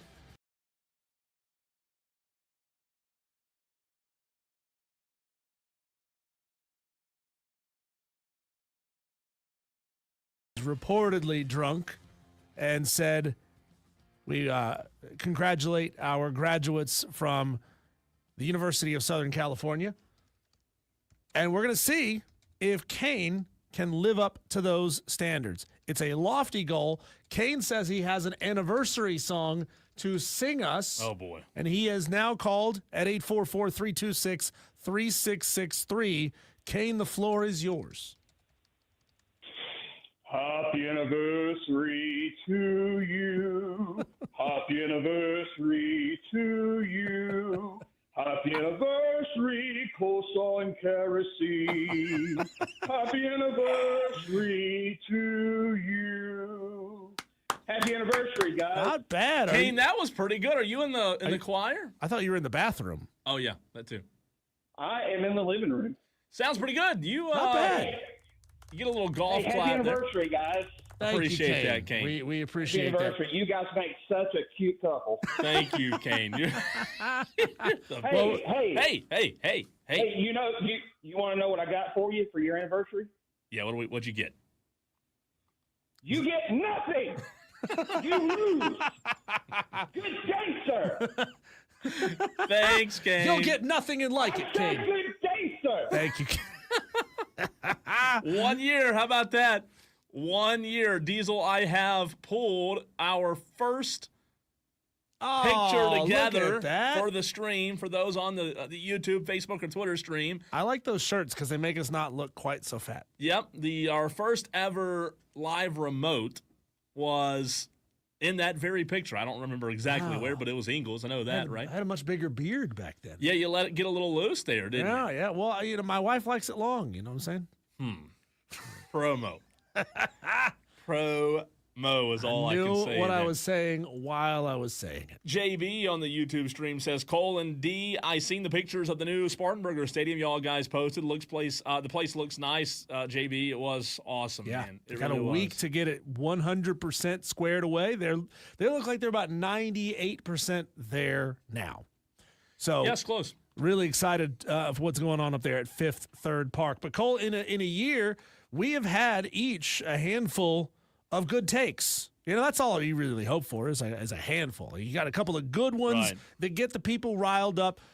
Is there one that comes to mind that you think was your best take of 2024 You know, the good thing, and 2025? The good thing about okay if answering you need this a second to question. think about it. Well, I was going to say the good thing about answering the question, I guess it's a double-edged sword. So I do have in my mind some good takes. However, everybody does sports radio different. Mm-hmm. I don't do sports radio as hot take guy, right? I don't do sports radio as a guy who just throws out all these takes. So I don't have as many hot takes as a lot of people would.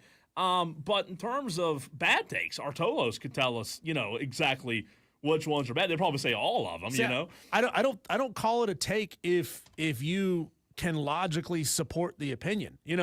Just because it's a controversial opinion doesn't make it a hot take unless you know that you're lying or fudging or Sure. stretching the truth in know some which way. one- So I wouldn't consider a lot of things a When hot you take. ask hot takes or takes in terms of what we've said, and I have a few that I'm trying to figure out which I've thought was the best, but the one that comes to mind is yours. The dumbest take in the world about sports I have a lot of those. not being a sport without defense. That's the True. one. I truly believe that. It's not a sport if there's no defense. Somebody has to stop you from scoring. Otherwise, if you're just doing something that the judges are going to subjectively grade you, that's not a sport. That is what's the word? I had the word It's in a my head. sport! It's not a sport. No. It's like a presentation. It's like what do they call them when you're a recital? It's like a recital, I don't think that's a sport. I genuinely don't. I'm not saying it's not. science. I'm not saying it's not athletically impressive. Yeah. I just don't think it meets my definition for a sport. I am proud of this one, Cole. It came to me off the top of my head not long after. I think it was just before the Super Bowl. My take was that Patrick Mahomes was never going to be the GOAT. Patrick Mahomes is the GOAT. Patrick Mahomes, the GOAT means the greatest of our time, and Patrick Mahomes is inarguably the greatest of our time when it comes to quarterbacks. He is not the GOAT, though. He is not Tom Brady, and he's never going to be. You know, the part of it is my memory's so bad. I appreciate JB on the YouTube stream who said Cole's worst take was when he picked Purdue in the upset picks challenge when he knew they were going to lose by 40. That's a good one. I think they were like, what was it, 40-point underdogs or something? Yeah, well, you were swinging for the fences. Yeah, You were that was swinging a my big stick first right there. year, JB. Yeah. It was the first year of my upset picks, man. But see, that's what that challenge does to you. Yeah. If you get down, you got to start swinging big, and you get harder and harder to hit. The You know, bigger you gotta go. I wouldn't say I'm proud of certain takes. I would say I'm proud of, like, when I get games right, because I think picking games are hard. I really do. I think it's tough, especially with, like, the Super Bowl, getting the Super Bowl right, getting Clemson basketball. I thought you and I, the last few weeks or month, hit the nail on the head with Clemson basketball down the stretch, not having depth, and maybe running up against a team who had some depth and it hurting them. And we were dead on with that. I mean, we emphasized that several times in the last few weeks. So I would say I enjoy being right about games more than I do in having a hot take. I find it challenging to predict the outcome of a game. But when you have a good beat on it, sometimes you hit and sometimes you pick Purdue. Thanks, JB. Appreciate that. All right, we will dive into this as well as continue to hear from you, Tolos, in the very next segment. I did have a Tolo ask yesterday about this new rule that has passed from the South Carolina High School League and high school athletics, especially pertaining to high school football, Diesel, a one-time transfer rule. This happened last week, right in the heat of March Madness, so we didn't really get to touch on it, but I had a couple of Tolos yesterday asking about it, so we'll get to that, the one-time transfer rule. And then at 5:20, we'll be joined by Tyson Jeffers, the GM of the Hub City Spartanburgers. Daily Wire's coming up, a loaded show coming your way. Turn it on and leave it on.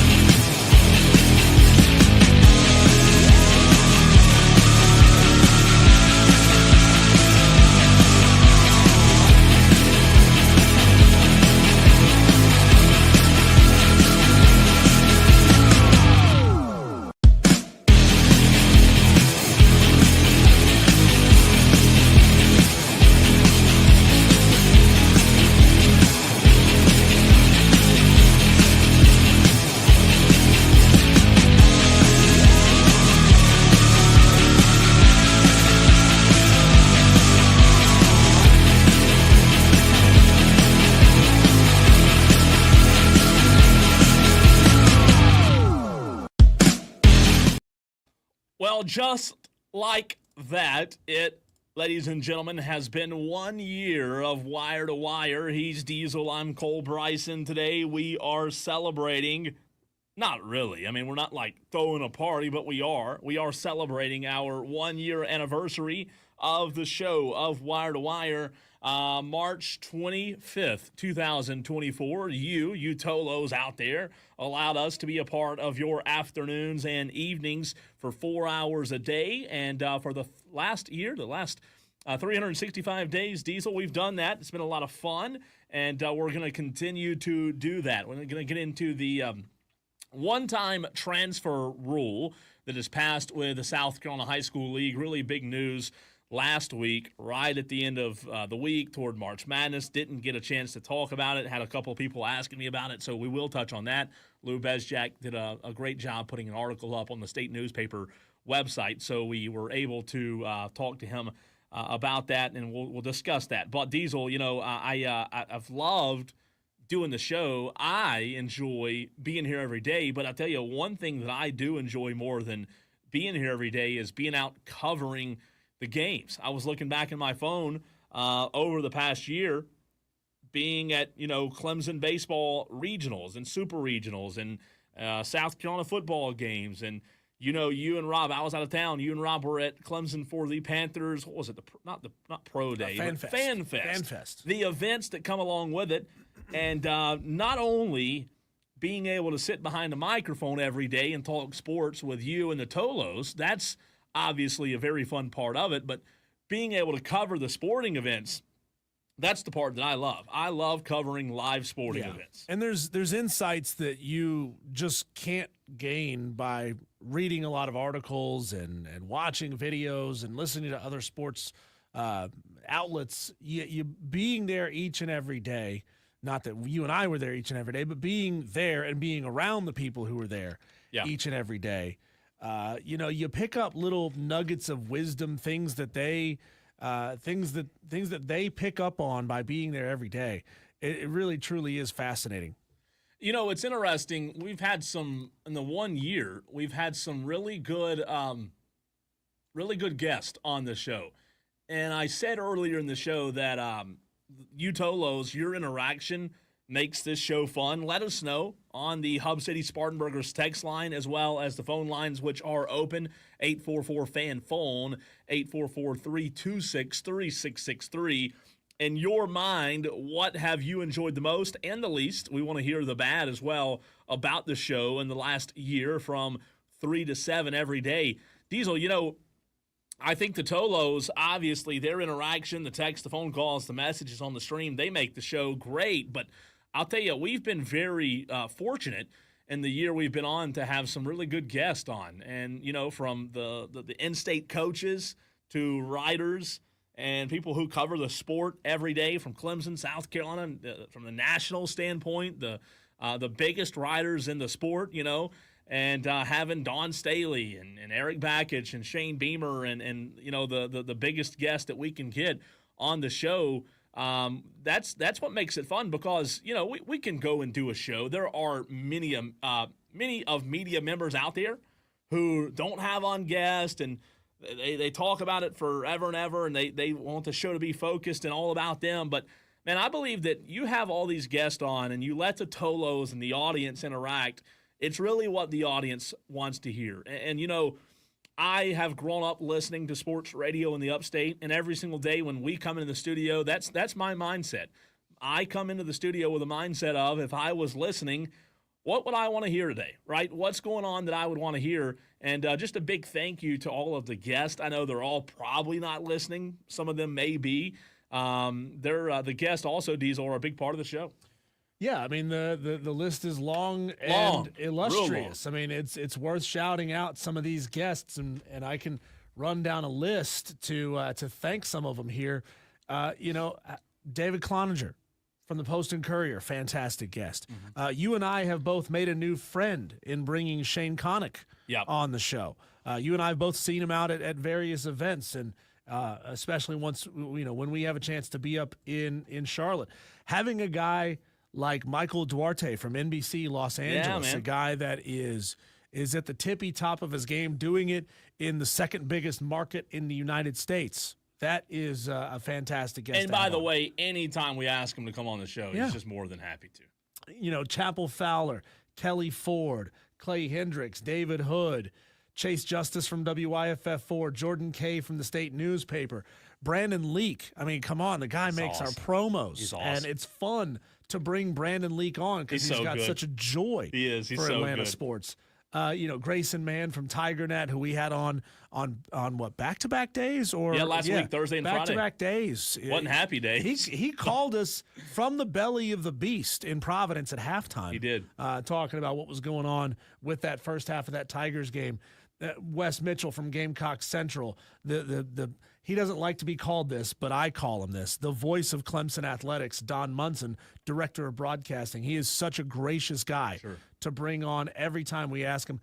David Newton, Chris Phillips of SEC Unfiltered, Ramon Robinson. Look, I don't know that there's a smarter football mind than Ramon Robinson. When we bring him on, you can ask him in-depth questions, and he will drop some knowledge bombs on you. Yeah, I mean, look, you've read right there a handful, and they're Smitty. You can't forget Smitty. There have been so many good ones, and it's been so fun. Is if we were to end it today, and today were to be our last show ever, which it's not going to be, we don't think. We feel like we have really tried our best to get the best guest on the show for you Tolos out there, and for those of you that do listen every day and interact every day, I appreciate the heck out of you. Diesel does as well. For those of you out there that don't interact, I also appreciate you as well, Diesel. One mistake that I think I make a lot of times in radio is thinking that reaction and interaction determines how many people are listening. And that's a mistake because our boss told me one time that only 2% of your audience interacts with the show. And we have a ton of interaction. Some days it's like full-on madness on the text line, right? The phone lines, some days you can't beg somebody to call in, right? And on those days you think, oh, okay, it's just nobody's listening. But that's just not true. For whatever reason, the way people are designed. Last week I was somewhere, and a good friend of mine, Johnny, if you're listening, we talked last week when I was over at your place I think it was last week, if not mistaken. And Johnny was a good reminder to me that Diesel, he said, look, I listen every day.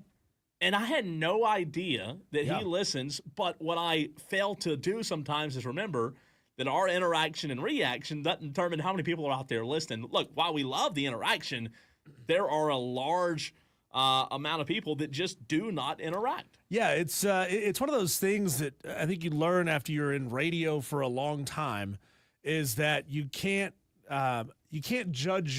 base your self-worth as a radio host by how many people call and text, because it's just true that only a small percentage actually are willing to pick up the phone and text the show or pick up the phone, and fewer are willing to pick up the phone and call. So that's why, our regular callers, JD and Dan and Kane and Madcraft and all the Tolos that call into this show, they mean a lot to us because it's so rare to find people who will pick up the phone and call. I think those kind of elements make the shows better, just flat out. They make the shows better, and the shows where you guys become a big part of the show are some of our best shows. 100%. I mean, look, it's you and I can get on these microphones and sit behind these microphones, rather, for 4 hours, and we can blab. We have the gift of blab. We can talk and talk and talk until the cows come home. But truly, you guys, look, I think that's the way it is for me, because if I'm out there listening, Diesel, and driving through Spartanburg or wherever I am going through, I want to hear from other people in the community. Spartanburg, Greenville, Anderson. I'm just thinking off the top of my head, some of the callers that call in from Somerville to Cowpens to Greenville to Simpsonville. We just have such a big reach. We do appreciate those who don't interact, but we also love the interaction. So just in the next year, maybe try interacting. If you haven't done so, maybe on the text line. You don't have to. We like for you to put your name, but you don't have to if you're a position that you can't put your name. We get it, but we would love your interaction because it's been a lot of fun this past year, and we're going to keep it going, Tolo. So we appreciate you. Just wanted to say that to you as all of you. Oh, by the way, all of you, I was going to say Spartanburg and Greenville, listen every day. Saturday, I went to Clemson to cover the baseball game. Do you know that I pulled into my parking spot? No lie, this is honest to God truth. I pulled into my parking spot behind Doug Kingsmore Stadium, and when I went down the hill and took a left is when the frequency finally got bad. I listened on 97.7 Really? all the way into Clemson. Now I have I guess I have a good car radio, but I got all the way into Clemson, and look, it was scratchy at times, but we know that we have those out there that do listen. And I have a terrible car radio, which is why I use the Odyssey app. That's right. Everywhere I go, I use the Odyssey app. Or Audacity app if you ask Tom in Somerville. That's right. JD says 97.7 goes out on 385 around Lawrence. Yeah, it's interesting. The week before last, JD, I was coming from Greenwood back to the station 2 Fridays ago. I left Lake Greenwood around lunchtime, maybe 1 o'clock diesel, and I could pick up 97.7 all the way on the opposite side of Gray Court. So, you know how if you're coming through Gray Court to come here, is that 385? I think it is, right? Yep. You can, on the other side, get it. I mean, it's awesome. So we appreciate all of you, Tolos. Texter from the 228 says, Cole, you built the new building next to the stadium. I can't hear y'all once I get to Clemson. I don't know what that means. I built the next building next to the stadium. I can't hear you. Well, that's why you have the Odyssey app. So there you go. Eric Hines text into the show. He's already throwing shade at my Cowboys. Let's see what he says here from the 515. He says, I can't believe you forgot Dewey. Eric Hines. And I forgot Cowboys suck. Fly, Eagles, fly. He said, a texter from the 354 says, don't forget Jersey Joe. That's right. We love Jersey Joe.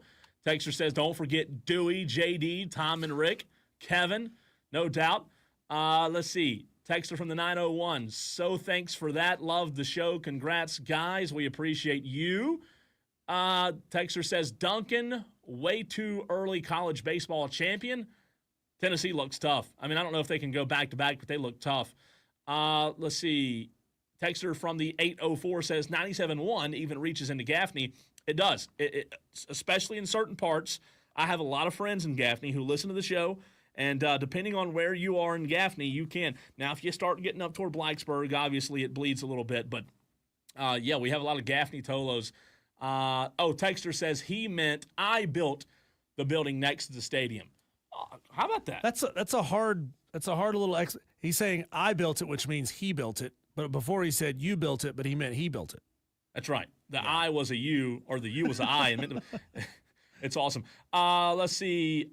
DB, he says 93.7 HD 3 carries the fan, and it goes further than 97.1 or 97.7. See, I don't even know there were HD stations anymore. And I remember DB bringing that up a couple of months ago. How do you get HD? You have to have a certain car? It's a special kind of audio receiver in your car. It tried. This was 20 years ago. Yeah. They tried to get HD radio to catch on, which stations would have had to broadcast additional signals off of their main feed. Oh.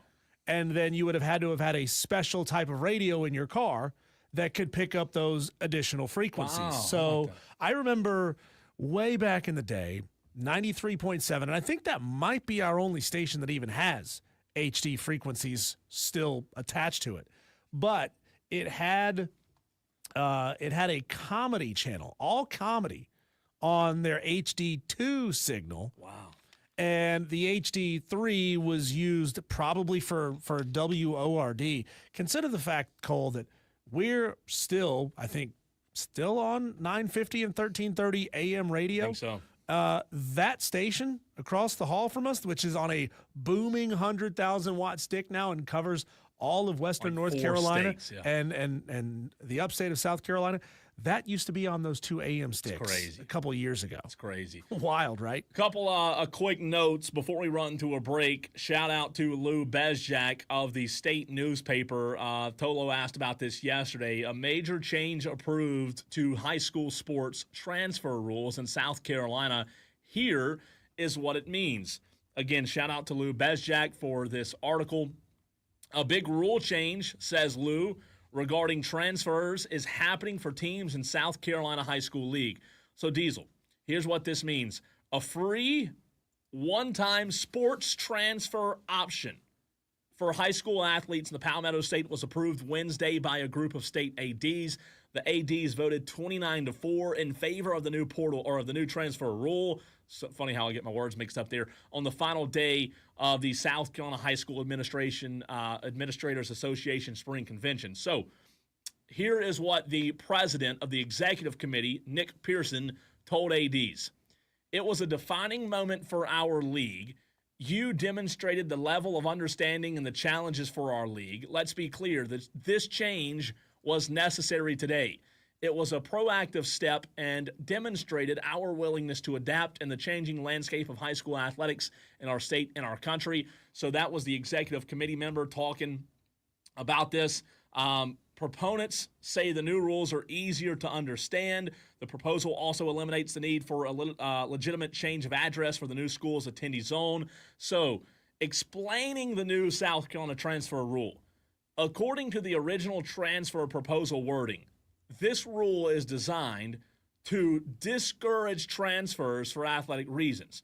While this rule passed, and last week a lot of the reaction was, oh, South Carolina, the high school league, it's the wild, wild west now. They're allowing transfers. The intention, Diesel, behind this rule is to give them a one-time pass, a one-time transfer, but after that, no more. Yeah. So I saw a lot of bad reaction, but I actually think it's a good thing.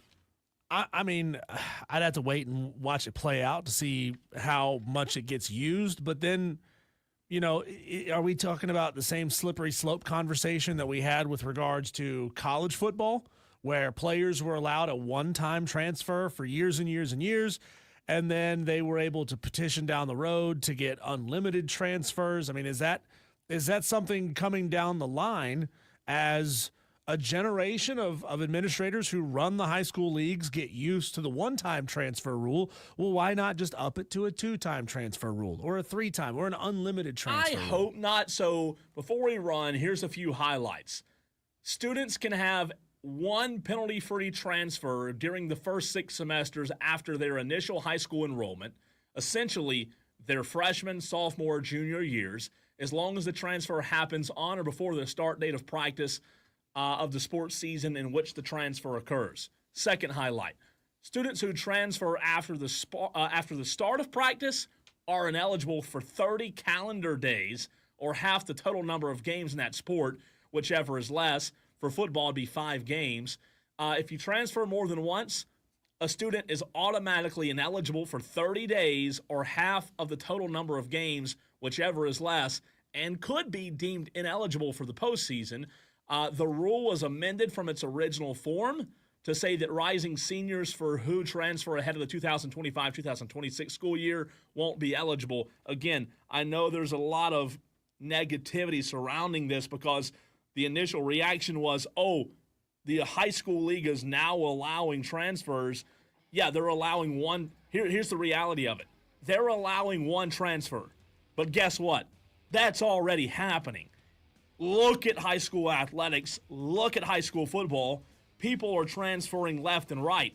Hopefully this new rule will allow it one time, but after that, you're set. You stay. Hopefully it'll encourage students to do that more often. We'll see, though. We spent our morning at Fifth Third Park in Spartanburg, and coming up in the next segment, we'll be joined by Tyson Jeffers, GM of the Hub City Spartanburgers, to talk all things Spartanburger baseball next on the Fan Upstate.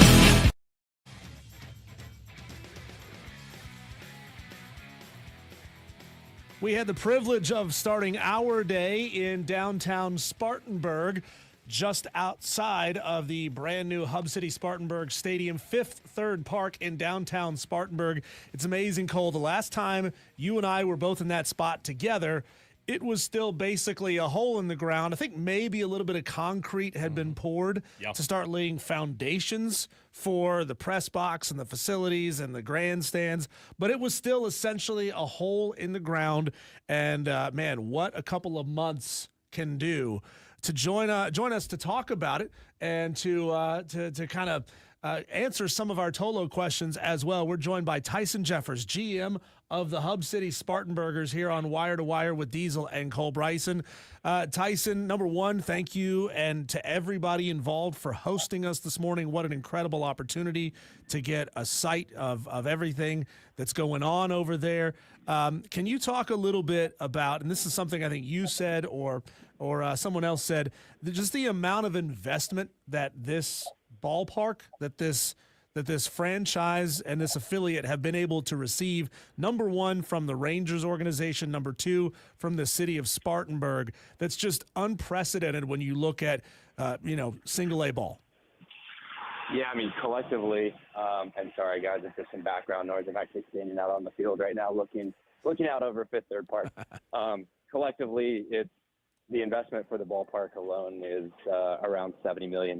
So we feel very fortunate that we've been gifted with such a blessing, because it's allowed us to do a lot of amazing things and to create an unbelievable foundation for ourselves and the facilities that we'll be able to offer our fans and the amenities that we'll be able to deliver to them while they're enjoying a baseball game or some other event here at Fifth Third Park.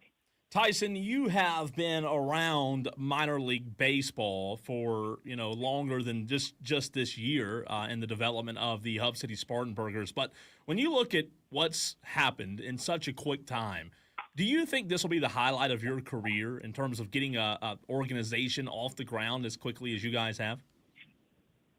It would be pretty hard to imagine, I would say, if this opportunity was given to me again. I don't know if I'd want to attempt it. It's been unbelievably special to be able to build not only a staff from scratch, but really the whole culture around baseball coming back to Spartanburg and seeing the energy of the community. It would be hard to match that somewhere else. I don't know if it'd be possible. And then to have had the opportunity to inject a little bit of my DNA into what we're creating as far as the facility goes and the experience we're going to create.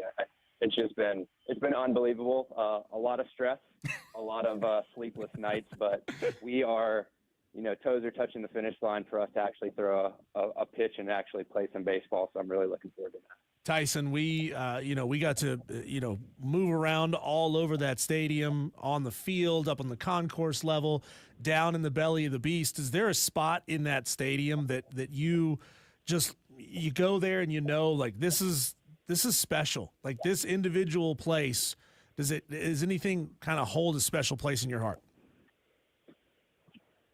I'm standing in the home dugout right now, leaning over the railings, looking over the field, and really, I don't know if I found my spot just yet.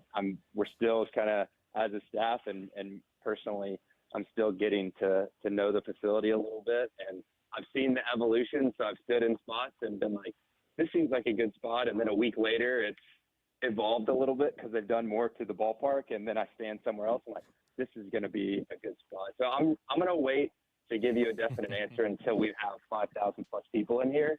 And then I can really find my spot and say, this is where I want to be every single game, to at least watch a little bit of what's going out on the field. Tyson, you talk about 5,000 people. When you guys did the groundbreaking and the name reveal back in May or so of last year, whenever it was, there were thousands of people crowded on that one little street to hear what the name was going to be of the Hub City Spartanburgers. When the ballpark opens, when the Hub City Spartanburgers play their first weekend series, and in that first month, there's going to be a lot of excitement. But as the months and the years go on, what do you think is going to be unique about this team, about this organization that really continues to have the community buy-in? Yeah, it's really important that you're always evolving the experience that you're creating, not only just in the facility itself and always having something on a year-by-year basis that is new and it's fresh and is bringing people back and getting people excited, but also the day-to-day and like every single game having something new for people to enjoy, whether that's on the food experience, you know, the sights and the sounds that they're seeing around the ballpark, or their ability to get accessibility not only to the field but to the players, and then to the fun entertainment that we're going to do throughout the stands and on the field when game isn't played. So that's going to be on us and our team. And I always look at, it's hard to control the things that happen between the lines. Like, I can't control the wins and losses, but we can control the experience that people are having in the stands and around the ballpark. And our job is to make sure that it's not only an unbelievable experience the first time they come, but it's an unbelievable experience the 50th time they come. So we want to keep seeing people come back so we can continue to deliver on that promise for everybody. Tyson, speaking of the food experience, on our live stream right now, I'm showing photos of the different dishes that your chefs prepared and brought out for us to sample today. And we spent a lot of time earlier in the show talking about this Spartan burger, which is a burger with a fried green tomato and pimento cheese and a pickle spear on top of it.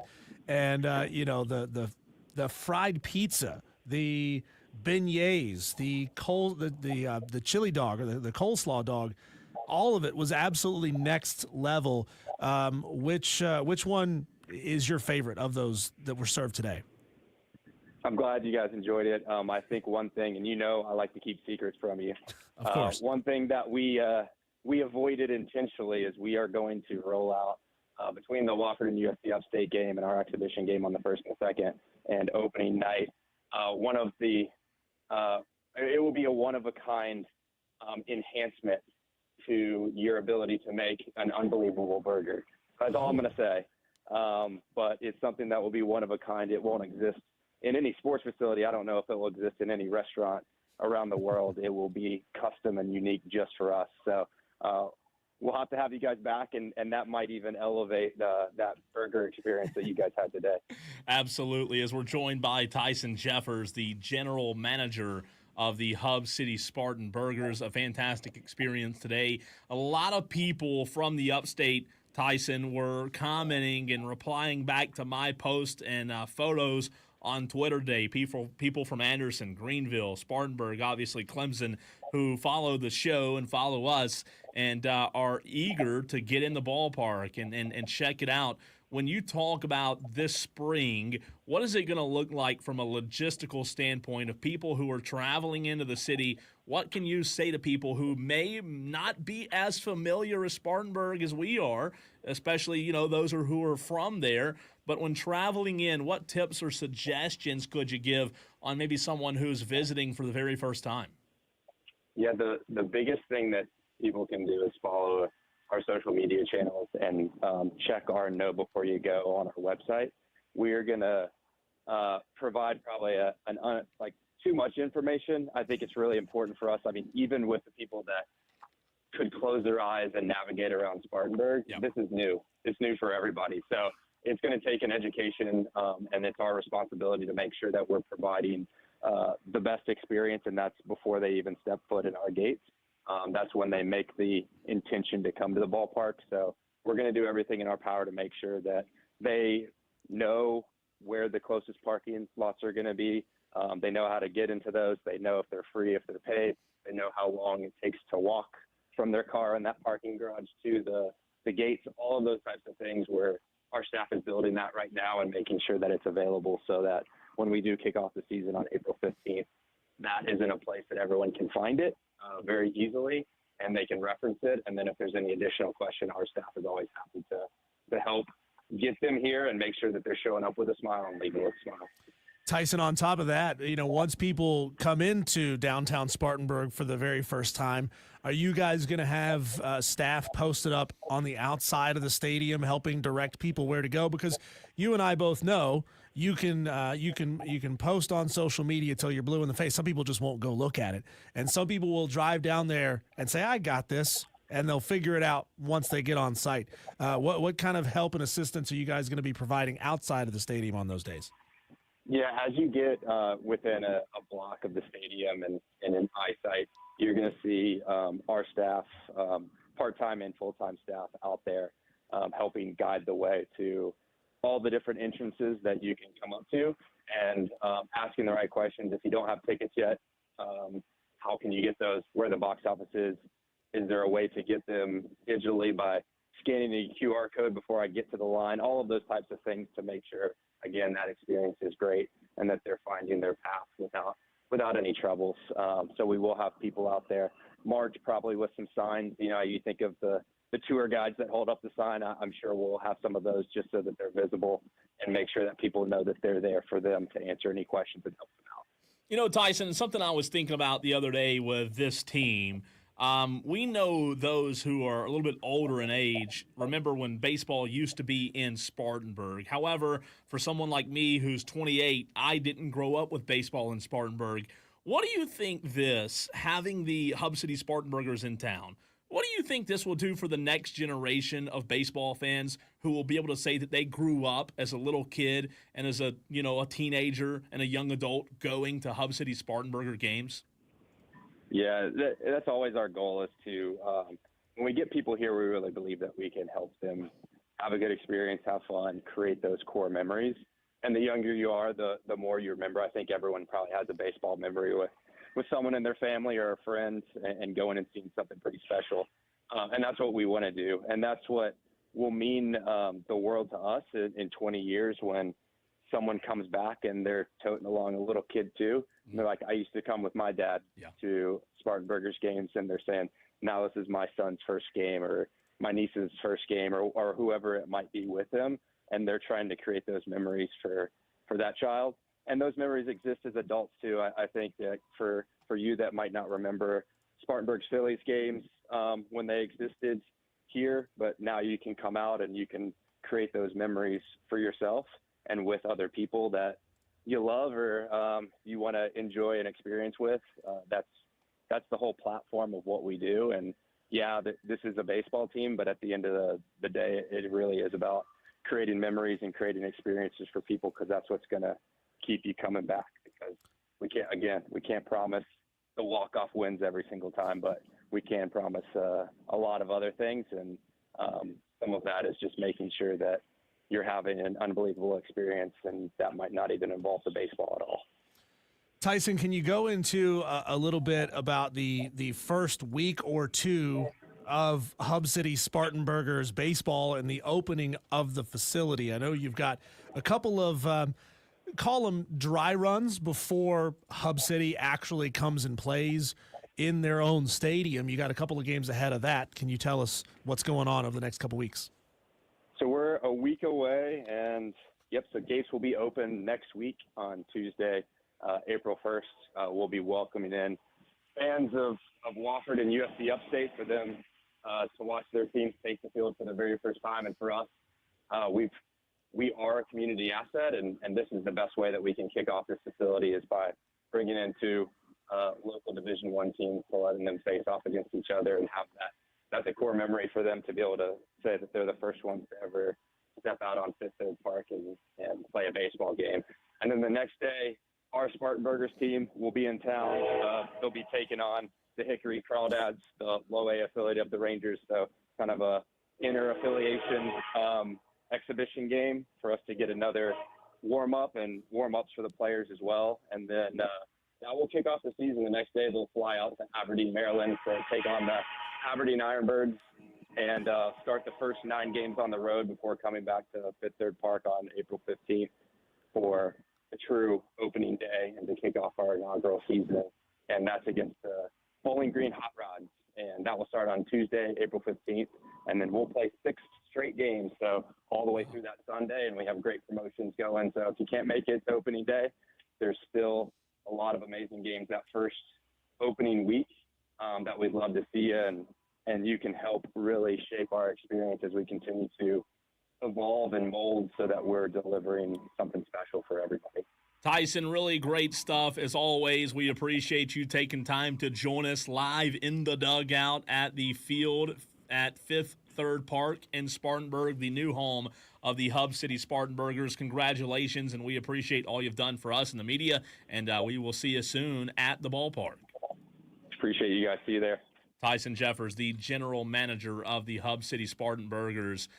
Really cool stuff, man. I was thinking about this today, Diesel. I was sitting behind home plate, and I didn't grow up with baseball in Spartanburg. I've heard from people who have, the Spartanburg Phillies used to be a thing. But sitting there today, man, behind home plate, it was cool. It was really special, just sitting in a ballpark. I mean, you think about when I asked them, kids growing up, going to that ballpark, I think that Spartanburg, deserves this. And this is going to be something that's going to be a staple of Spartanburg. There are a lot of towns that are known for things. Spartanburg's really not known for a lot of things. So I think this could be awesome. I was sitting there today just reminiscing back, growing up in Spartanburg. I was born literally 2 miles from where the stadium sits and grew up there my whole life, and have always been a Spartanburg resident outside of 1 year, 1.5 years or so that I was in Texas. But it's special for those of us that are from there. It's exciting. Yeah, and I can say growing up in Hickory, having a team there, being that little kid who just gets $5 from mom and dad and runs around all over the stadium, trying to throw it, as fast as you can in that little speed gun area, running around from this place to that place. You start to build a connection with the venue like that, and even though Hickory wasn't a particularly great team in the years that I was there going to games, it still holds a special place in my heart. And that stadium that they've got there at Fifth Third Park in Spartanburg is beautiful. The plans that they've got for even longer down the road, future enhancements of that whole area. I am so excited for the people of Spartanburg to have that jewel, because that is the best word to describe it. What it is now and what it's going to be in the future, it is a jewel in downtown Spartanburg, and I'm so happy for you. I will say, for those in Spartanburg, just be patient on the parking, because it's going to be interesting for the first few years until they get some beef, or they're able to beef up the parking situation. It's going to be a little bit of a walk unless you want to Uber or get lucky and find some parking. But really fantastic stuff. We go through the top headlines in sports next. It is our Daily Wires.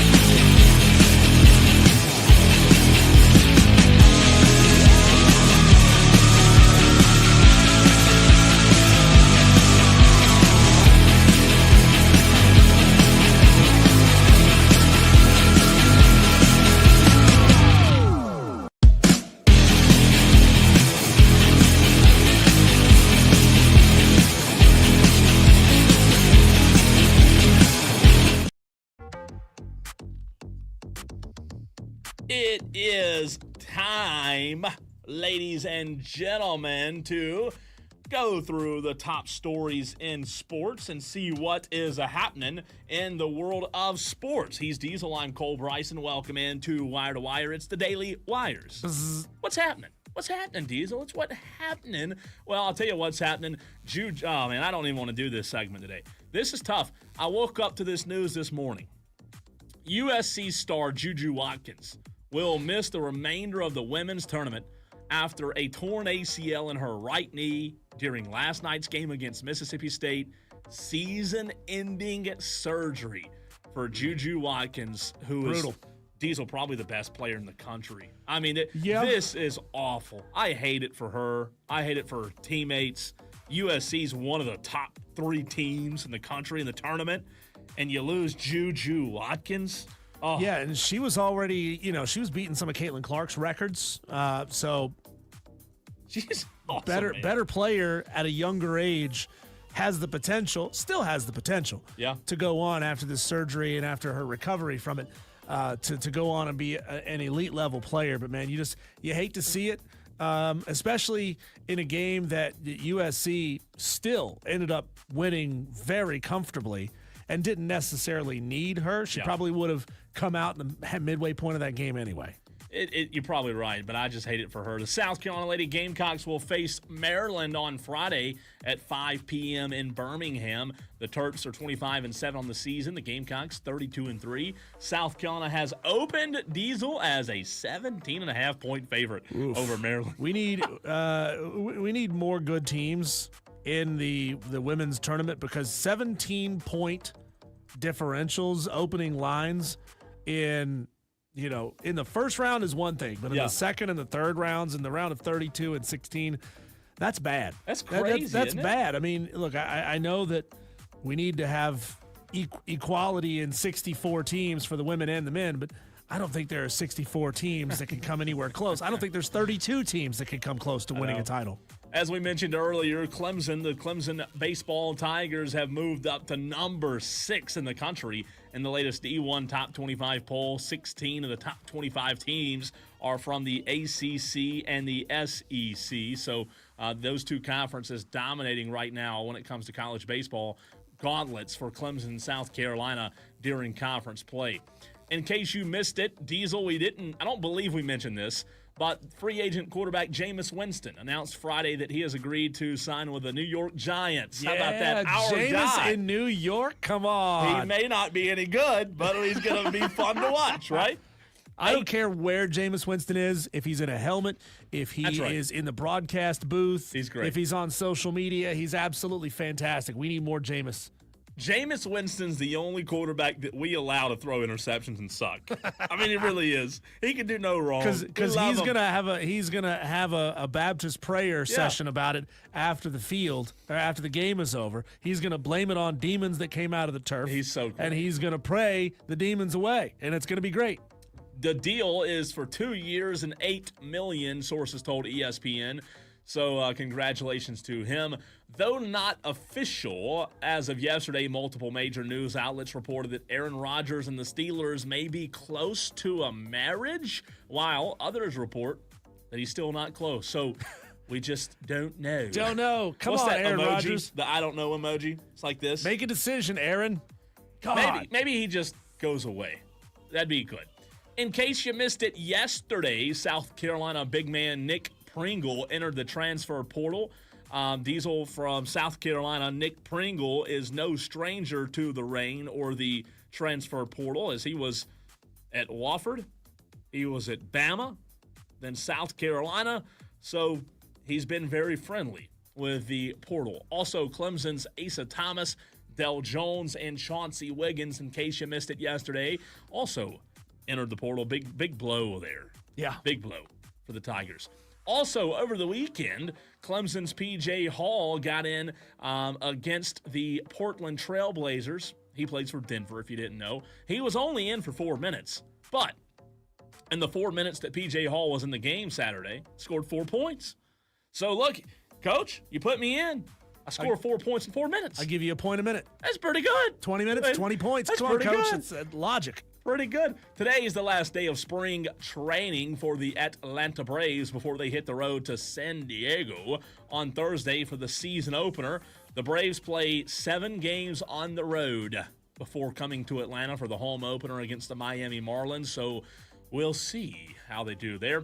And then podcaster and fight play-by-play announcer Joe Rogan recently criticized UFC CEO Dana White for investing in slap fighting instead of kickboxing. White launched the Slap Fighting League Power Slap in 2022, claiming it would surpass the UFC. Diesel, I had not seen this until it was on the rundown today. No, you don't know about slap fighting? No, It's so stupid. It's so stupid. It's just two people standing arm's length apart, full swing as hard as you can smack somebody in the head. Yeah, I'm good. I'll pass. And then one more for you.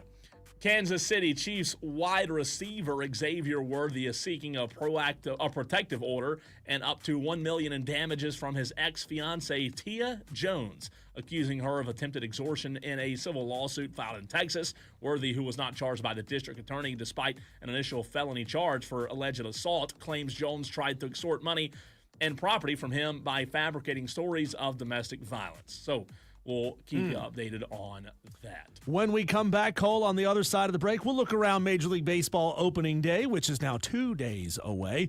See if we can find the games that are most compelling that you absolutely must watch. And we'll power rank the opening days for all the major sports. That's coming your way next. JJ, are you bad luck?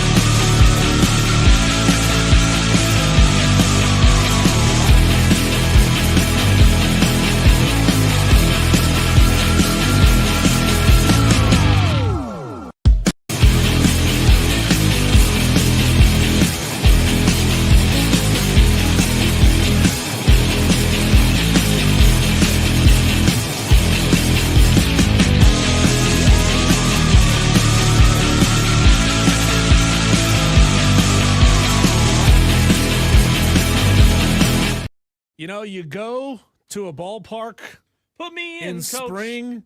You get the smell of the grass. You feel that little crunch and crumble of the clay underneath your feet as you're walking in the warning track, man, and you know that baseball is here. It's right around the corner.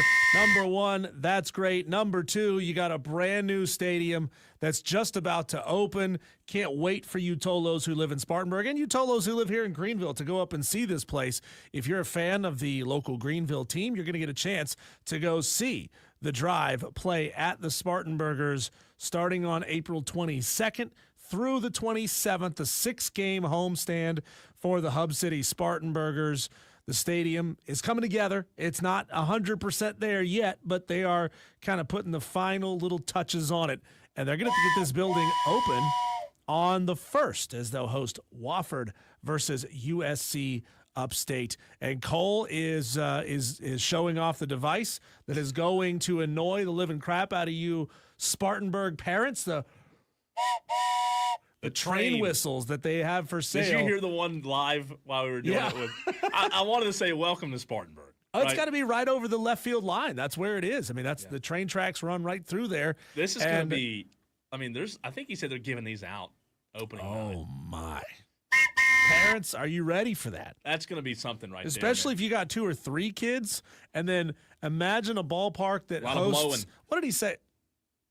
He said about 6,000 fans can go in there, Cole. That means potentially 2,000 little kids all going at the same time. That is going to be. It's going to be loud. That's going to be loud and for fans, for opposing players as well. What's your home field advantage? Well, ours is we have 5,000 wooden whistles that we give out.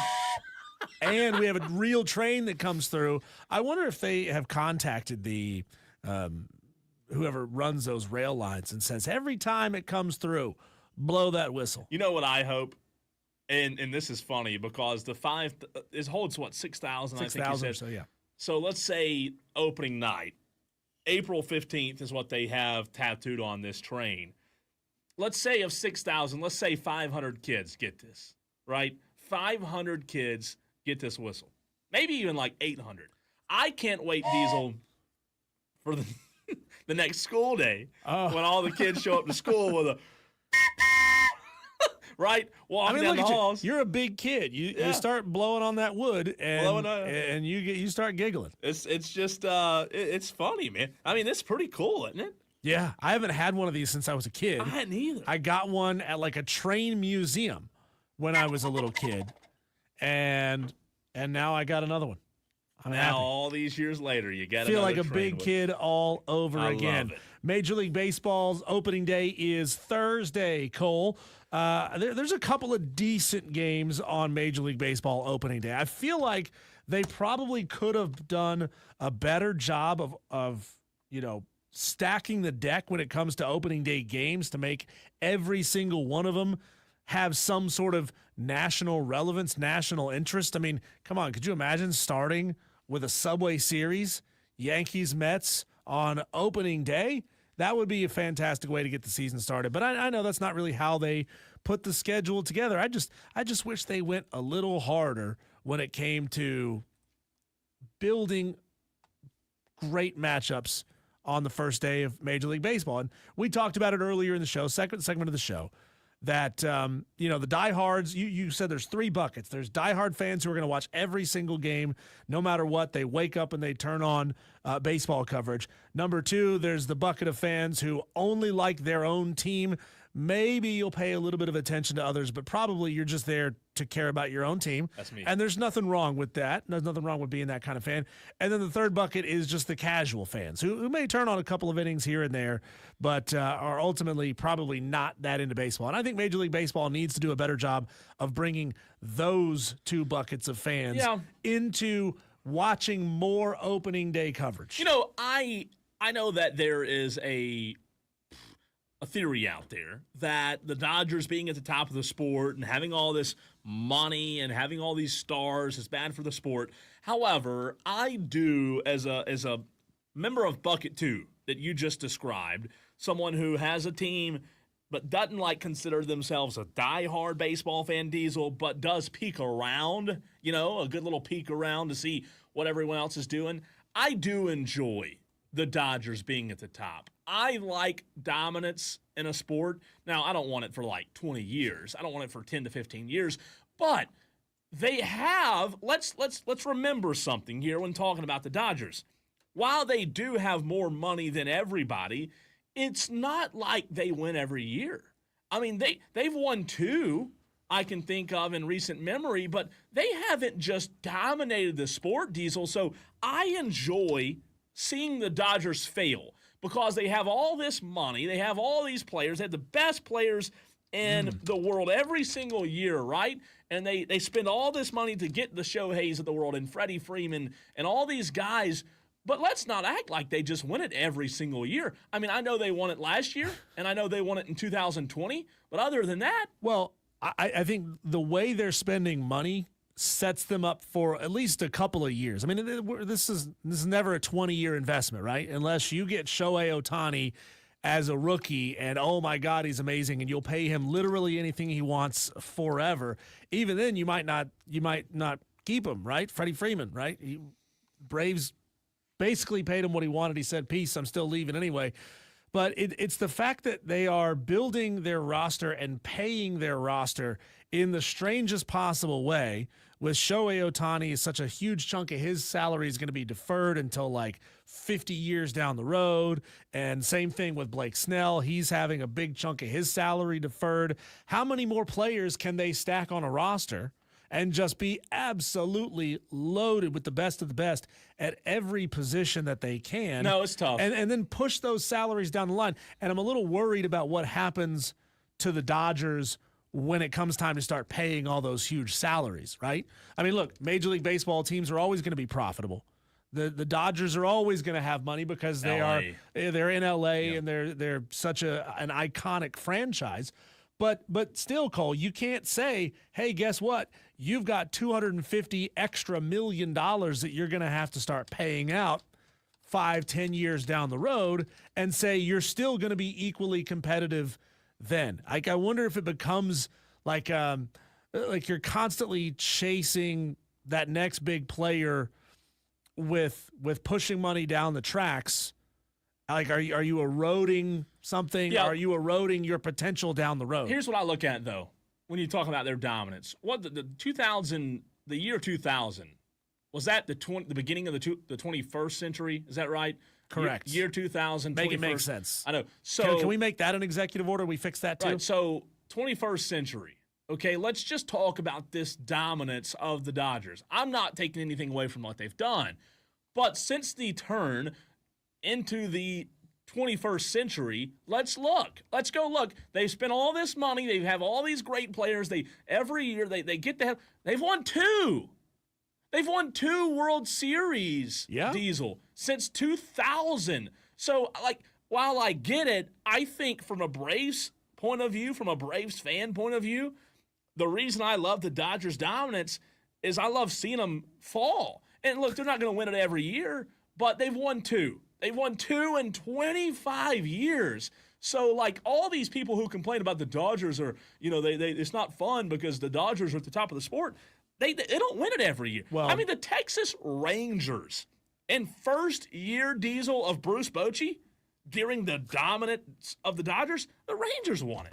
Anything's possible. Yeah, look, GMs get paid a lot of money to be creative with their salaries. The Braves and Alex Anthopoulos did it for a number of years by giving young players less money but long-term contracts so they'd have some stability and the ability to make more money down the road as things continue to grow and progress in their careers. The Dodgers are doing things very differently. They are paying stars everything they want and more to win now. Yeah. You just wonder, Cole, if the Brave strategy works out long term, if and when the Dodgers come calling, and they were able to lure Freddie Freeman out of Atlanta, are they going to be able to do it again and again and again? It's almost like an NIL situation with small schools just not being able to put out the kind of money that the big schools can The LA Dodgers have this massive NIL slush fund, and they can get guys off of other rosters that otherwise wouldn't leave rosters. And I wonder if this is good for the overall health of the sport when you got terrible teams at the bottom of the barrel who don't try to develop around players. They just know that the Dodgers are going to come calling and buy off their best talent. But you know what? Another thing that needs to be said is the fact that when you talk about the Braves, like as hard as a Braves fan, as hard as I am on my Atlanta Braves, and as good as the Dodgers are, the reality of it is that we don't talk about enough is the Braves have a hard time just getting out of the division. I mean, you're talking about a division that's year in and year out. I'm not saying it's the best division top to bottom, but you look at the division, it is brutal. I don't care what anybody says. Zach Wheeler, I mean, name a tougher player to try to have to work around when it comes to Zach Wheeler. It's just, it's tough, and the Mets are not going to be bad. They're projected to win 90 games this year, and you know, we all know that the Mets sometimes falter late in the season, but I just don't think there's enough said when it comes to their division. They have to get out of their tough division, and then they have to, in the postseason, Diesel, in order to get to the World Series, they have to get through the Dodgers to get there.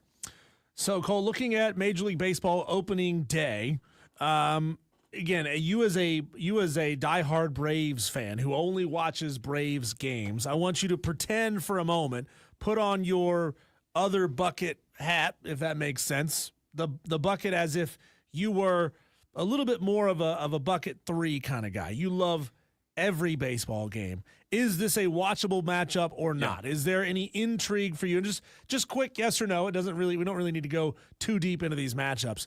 But Brewers Yankees. You tuning in to watch Brewers Yankees. That's the first game on opening day. If I'm bucket 3, right? Like, and that's the diehard. So I'm really asking if you're somewhere in the middle. Okay. Like you're okay, I'm with you. You're willing to watch the best matchups, but if it's a matchup, you're probably not gonna. No, I'm with you. Brewers, Yankees. You're going to watch that one just because it's the first game on. It's the first game on. The Yankees are probably going to win 90 games. Yep. So, yeah. I mean, I know they got some injuries they're dealing with as well, but they'll beat the Brewers, I believe, on opening day. But, yeah, I'd watch that one. I think the Orioles-Blue Jays game is fascinating because the Orioles' turnaround is really fascinating. And then the kind of money that ownership group has put into this team, I think that one is decently watchable. I wouldn't call it an A-level game, but it's certainly a B-level game. This one is really good. Call it 4:05. Phillies-Nationals. Yeah. Good game. Yes. Because I'll tell you why. As a Braves fan, it's a division game. It's a divisional game, and the Braves aren't starting in the division. So you look at this, two teams that are going to be fighting for the division, 100% eyes on that one opening day, 100%. 4:05 Red Sox-Rangers. You into that one? I am, and I'll tell you why. I think the Red Sox are a sleeper team this year. I think when you look at teams to win it all, I think I know they have been down as of late, but Boston made some moves in the offseason. Spent some money. I think Boston's a sleeper. I think Boston's going to be good. They may come on as of late, but I wouldn't be surprised to see this team with Rafael Devers probably win 85, 90 games. I mean, they're going to be tough, man, and they've got a lot of young guys. A lot of guys that it kind of reminds you of when the Braves rebuilt their organization a few years back and had a lot of these guys come through the farm system. They've got some young players that are going to be trouble.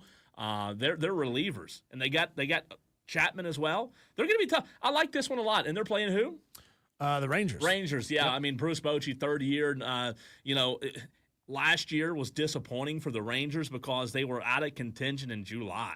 So I do find this one probably near the top, because Bruce Bochy's one of the best. I mean, he's one of the only coaches, Diesel, that's won championships at multiple destinations. He won one, in San Diego, and then he won one in his first year in Texas with the Rangers, and last year was awful. They were not good. They had injuries last year, but year 3 of Bruce Bochy, I'm excited to see that. Are you going to be watching Pirates-Marlins? No, not really. I mean, I know the Pirates have Paul, and he'll probably be the starter. Yeah, so he's already the starter. Yeah, so you might tune in, but I don't believe the Marlins are going to be very good. I'd say probably because of Paul Skeens, maybe. just because it holds not a lot of local interest here. Giants Reds, probably not going to get me to watch either. Angels White Sox, No, I'm good. stinker. Guardians Royals, stinker. Yeah. Mets Astros, divisional relevance. Yes. Holmes and Valdez going head to head in that one. Well, anytime you have the Astros with a chance to lose and you can watch it, it's a good day. The Astros are going to be good. I mean, they have a 68% chance to make the playoffs. Probably going to win 90 games, I believe. I mean, they're always going to be right there, and they've got dudes. So it's going to be a good game. Their starting 1, 2, 3 might be the best in the American League. I don't know that anybody's going to have a better trio. They were young last year. I think they're a little bit more veteran now this year. So I think I think they'll be pretty good. 4:10, we'll be watching this one in studio, of course. Braves, Padres. 4:15, Twins, Cardinals. Not a lot of interest there for me. 7 o'clock, Tigers, Dodgers. I mean, we're going to want to tune in and watch Blake Snell get his first start for the L.A. Dodgers. They've already played 2 games in Tokyo. So I wonder if, of course, they give the best team a little head start out there, getting a couple games under their belt. Cubs, Diamondbacks, doesn't really hold a whole lot for me. And then the nightcap call, Athletics, Mariners. And again, those are West Coast games. The 10-10 pitch, Cubs, Diamondbacks, also 10-10 is Athletics, Mariners. I just feel like at that 7 o'clock slot, that's where they kind of sold the game short by not putting an elite level game that the country is going to want to watch at 7 o'clock. Yeah, I will say on that Dodgers game, I know that everybody will just assume the Dodgers, but I think the Tigers are going to be better. I really do. Getting Flaherty back healthy is a big part of their team. And look, I mean, if you're a betting guy, you mentioned that they're already 2-0. You could probably bet the Dodgers every game this year and come out on top. Really, you probably could. So it wouldn't be a bad bet. But I don't know. The Dodgers, I don't like them. I can't stand them, but I'll always keep an eye on them. And then you said the 10-10. I mean, it's rough. Those two games at 10 o'clock. The Braves game at 4 o'clock will be the one, obviously, that we keep our eye on as Chris Sale is expected to get the start. And you're waiting on Strider to get back. And the Braves are waiting on their guys. The horses are in the stable, but they're not quite ready yet, right? And you have to, in my mind, if you're the Atlanta Braves, you have to figure out how to just keep your head above water through this first month or 2 of the season. I think you'll get Strider back sooner than you'll get Acuna back. But I think Strider's a more immediate impact guy. You need him back. He's one of the best pitchers in baseball. And then, not to say Acuna's not important, but you did win a World Series without Acuna. So it's going to be fun, man. I just hope – I'll tell you this. Here's my hope as a Braves fan in 2025. Diesel, I kid you not. This might sound ridiculous. But I don't care if we win it all. I don't care if we win 90 games or 50 games. All I want is one season where we stay relatively healthy. That's all I want. And if we suck and we're healthy, I'm fine with it. I just want to see us healthy. Not to say the Dodgers wouldn't have won it all last year, but I just want to see the Braves healthy, man. It's been so rough. And it's tragic to see young stars in the height of their career missing large chunks of play, especially twice, the way Acuna went down. All right, Tolos. Number one, we appreciate you Toloing on our 1-year anniversary of Wire to Wire. But coming up next, we're going to have a interview with you, or for you, with Jason Priester. So if you're a Clemson fan or if you're a college baseball fan, turn it on and leave it on for this one as Jason Priester of the Clemson Insider joins us next.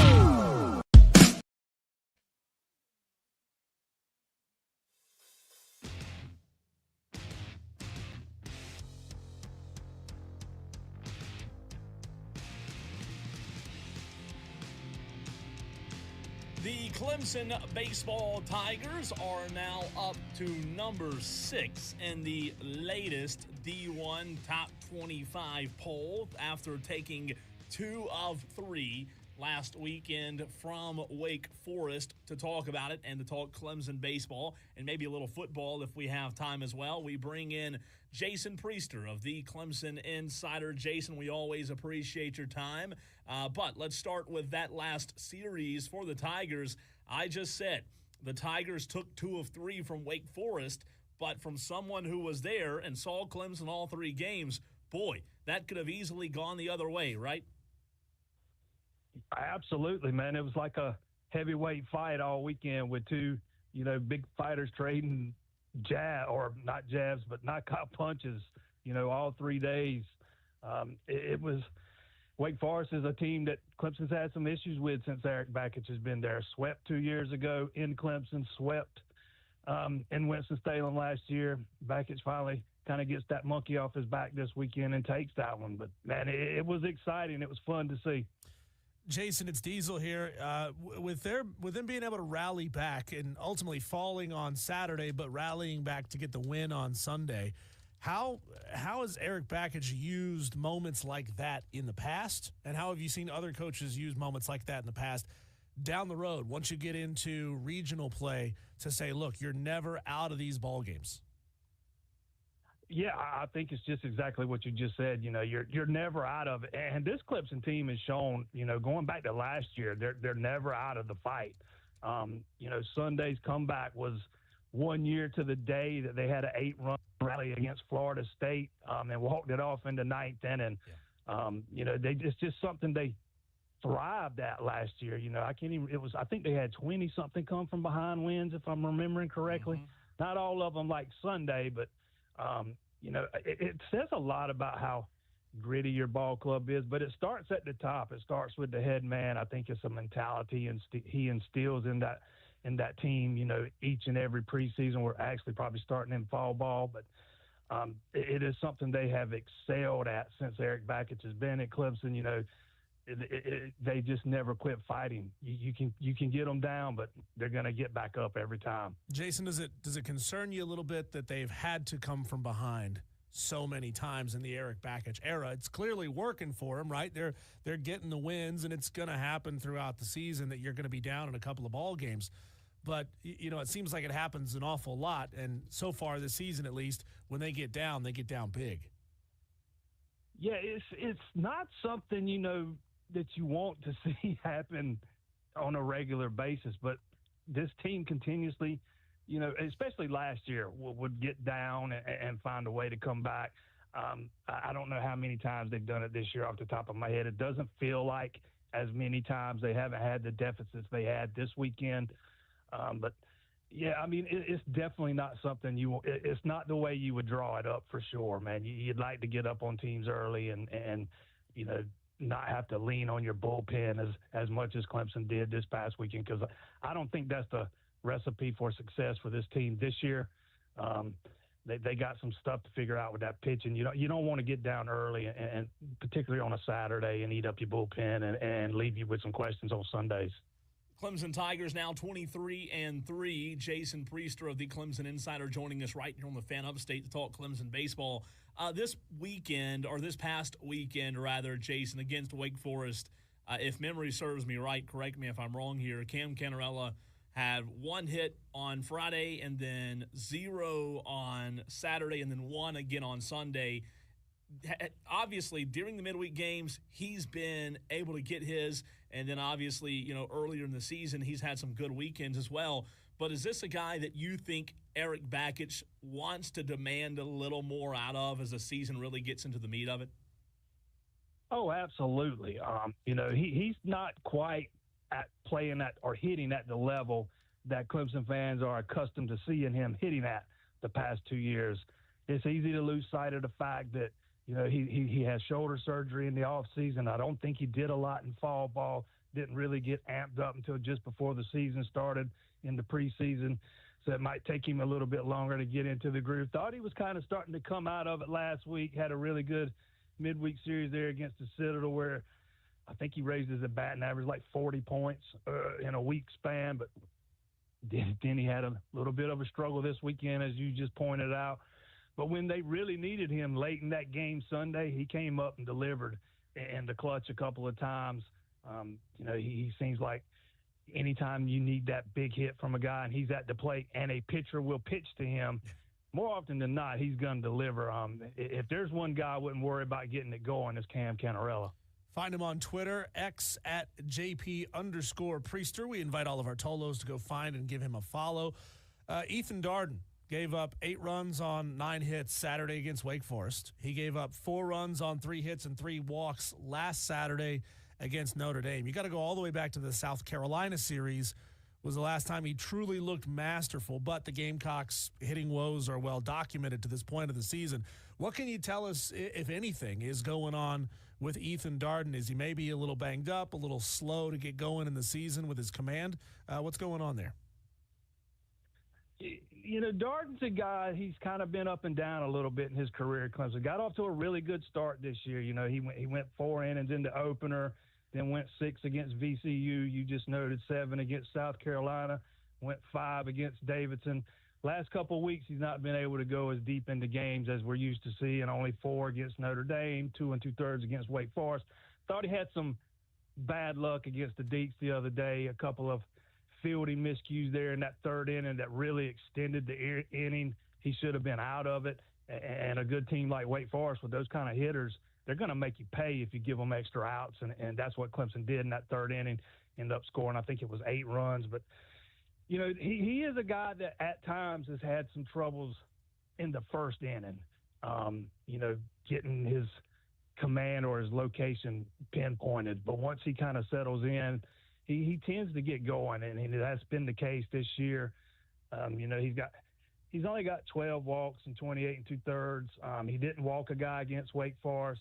He walked, I think it was 3 against Notre Dame, which is a little bit uncharacteristic for him. But he's a sinker ball guy, and if you forget a good hitting team, I think Eric Backus touched on this the other night, and you get a good hitting team that can kind of get under the ball a little bit, they can create some problems for him, and that's what Wake Forest did Saturday. Jason, we just talked about Ethan Darden, but when you talk about Friday and Sunday, kind of a 2-part question here. It looks as if Fridays are solidified with maybe the best Friday pitcher or one of the best Friday pitchers in the country. And then Sunday, Lugernick, is that, from what you've heard from Eric Bakich, the guy that Clemson intends to roll out the rest of the season in that Game 3? It's kind of like Canarella. It took a while for Aiden Knock to get going too. Yeah. He was having trouble getting deeper into games. His pitch count was getting up, but the Aiden Knock we've seen the past 2 weeks is the Aiden Knock we saw all last season. Yeah. So that spot's absolutely solidified. Sunday, I don't think we'll see Lugernick again. I don't think the plan was to see Lugernick this past Sunday. When the rotations were announced, Sunday was to be determined. Lugernick struggled in his previous start against Davidson, didn't get out of the 1st inning. And my money was on B.J. Bailey starting Sunday, but the way they came back in that game Saturday, they needed to use him out of the bullpen, so they ended up giving Lugernick another shot. But this was something Eric Backus did talk about Sunday night, and he talked about how when your Sunday starter can't get out of the 1st inning 2 weeks in a row, that's a problem, and it's something they're going to have to look at. I think they got some candidates. Again, I think Bailey's one. I think Joe Allen's another guy we might see get a shot. He's started in the past. It's been 2 years, but he's done it. They're getting some guys back healthy that weren't available the first few weeks, like a Noah Samo. We're going to see Talon Bell make his debut tomorrow. He's going to start there at Doug Kingsmore tomorrow night. So they're going to have some options. Wouldn't shock me to see a guy like, let's just say, B.J. Bailey or Joe Allen start this Sunday, but I definitely don't think it's Lugernick. To me, that is the biggest question surrounding this team right now is, how do they get that figured out? Who slides into that Sunday spot? Because it's such a critical spot. Who goes for you on Sunday? You're either looking to not get swept, looking to win a series, or looking to sweep a series. You got to have some reliability out of your Sunday guy. And Lugernick's just not done that for them this year. He's still a young guy. He's got really good stuff. he struggled with his command too much to be a starting pitcher this year. Talking the number 6 in the country, Clemson Tigers, with Jason Priester of the Clemson Insider. What is your suspicion as to why Logan Struck, 6'5", 220 pounds, stud guy that Clemson had been on for a while, reopened his recruiting? I can give you a theory, but I can't give you a great answer. With the new roster limits and stuff that are coming, that are expected to take hold with the House settlement this summer, there's some spots having to be cut in the next recruiting class or two. Wouldn't shock me if that's what happened here. I know that's happened with at least one or two more guys that were committed to Clemson and a couple of guys that were expecting offers from Clemson and that never came. You're just not going to be able to have as many players on your roster as you used to have, and it's kind of made it a little bit tougher when it comes to managing that roster. Jason, a very big one midweek tonight for the Clemson Tigers as Coastal Carolina is at Doug Kingsmore Stadium. I don't know if Coastal is still in the top 25 or not, but a very good Coastal Carolina program. Tonight, 6 o'clock, as you mentioned, at Doug Kingsmore Stadium. What do you expect to see tonight, and who do you think will be the guy or the guys, you can make that plural if you want to, that gets the win, hopefully, for the Clemson Tigers tonight? Yeah, I'm very interested to see how Noah Samoa, looks tonight. His third start, he's not yet gone past the inning and 2/3 because they kind of had him on a strict pitch count as they work him back in after coming back from injury. Big 6'6", 6'7" left-hander. He's been really good in a very small sample size so far, but I haven't gotten to watch a lot of Coastal this year, but that's typically a team that can hit the ball. So the pitch is going to have to be on point, and Clemson's going to have to score some runs. But that's a series Clemson's kind of owned at their place. When Coastal comes there, more often than not, Clemson tends to win. So I'm going to roll with Clemson tonight. Jason, some of your early thoughts now that we're 20-some-odd games into the season, what's the ceiling for this Clemson baseball team? Is it truly Omaha or bust? I don't want to go that far and say it's Omaha or bust. We're talking about year 3 under a new head coach, but that does feel like the next logical step. You host a regional in Bakic's first year, you win that regional in his second year and advance to the super regional. So that does kind of feel like, where it's heading. I think this team's got all the pieces. Now, I think they've got the potential. Now, whether they can put all that together and make that kind of run remains to be seen. But, he has shown over his first 2 years that he knows how to push the right buttons and have that team playing, at a very high level, going into the postseason. We'll see if they can carry it that far. First things first, you got to get that Sunday spot figured out, and hopefully they can get a couple of these arms that's kind of been banged up and working their way back into that rotation, because it will really help solidify some things. I really like the pitching staff coming into the season. We've just not seen all of them yet. Well, I mentioned Talon Bell a minute ago. Michael Gillen's another one. He was expected to be a big part of that thing. Transfer from Seton Hall, a career ERA under 3. He was a big part of that Pirates bullpen for a couple of years. And you get him back, and it's just going to make you that much better. But this team can hit the ball, probably not hitting as many home runs as I thought they would. Didn't think they'd hit as many as last year, but I thought they'd be hitting a few more than this year. But they've shown they can beat you in a lot of ways, and if they really start getting the bats going, I think this team can be really good. You can find Jason Priester's Clemson Spring Practice Day 10 observations on theclemsoninsider.com. Jason, just an abbreviated version of that. What have been your biggest takeaways from Clemson Spring Practice, which is wrapping up here soon, a week from Saturday? Clemson will have the orange and white spring game at Death Valley. Yeah, I'm going to have to give credit to my partner, Will Vandervoort, on that. Those are his observations, not mine. I wasn't able to make it up there. Don't give credit to Will. Don't give any credit to Will there. But I'll tell you, my biggest takeaway is, kind of going back to the basics on the defensive side of the ball, bringing in Tom Allen and seeing some of the transformations with that defense, under his leadership. you can just kind of feel it in the air. You can sense that there's a much more of a focus on the fundamentals. He routinely says he wants them to be the best tackling team in the country, something they really struggled with last year. So I'm expecting a marked improvement on the defensive side of the ball. I think they've got the right coaches in place there to kind of help that talent reach their potential, something they didn't do a year ago. And to me, that's been one of the biggest things coming out of spring practice is the back to basics on the defensive side of the ball. Jason, what can you tell us about this 3-star running back out of Rock Hill, Jude Hall, that spent a couple of days at Clemson? You don't spend a couple of days if you're not really interested in signing somewhere. It seems as if the staff's going to be high on him. Obviously, the running back position a little bit thin over the next couple of years going forward. Tell us a little bit about Jude. Yeah, I'll be honest with you, he's a guy I'm not real familiar with until he visited just recently. But it is a big position for them in 2026. They kind of zeroed in on Jalen McGill, the local kid there out of the upstate early in the cycle.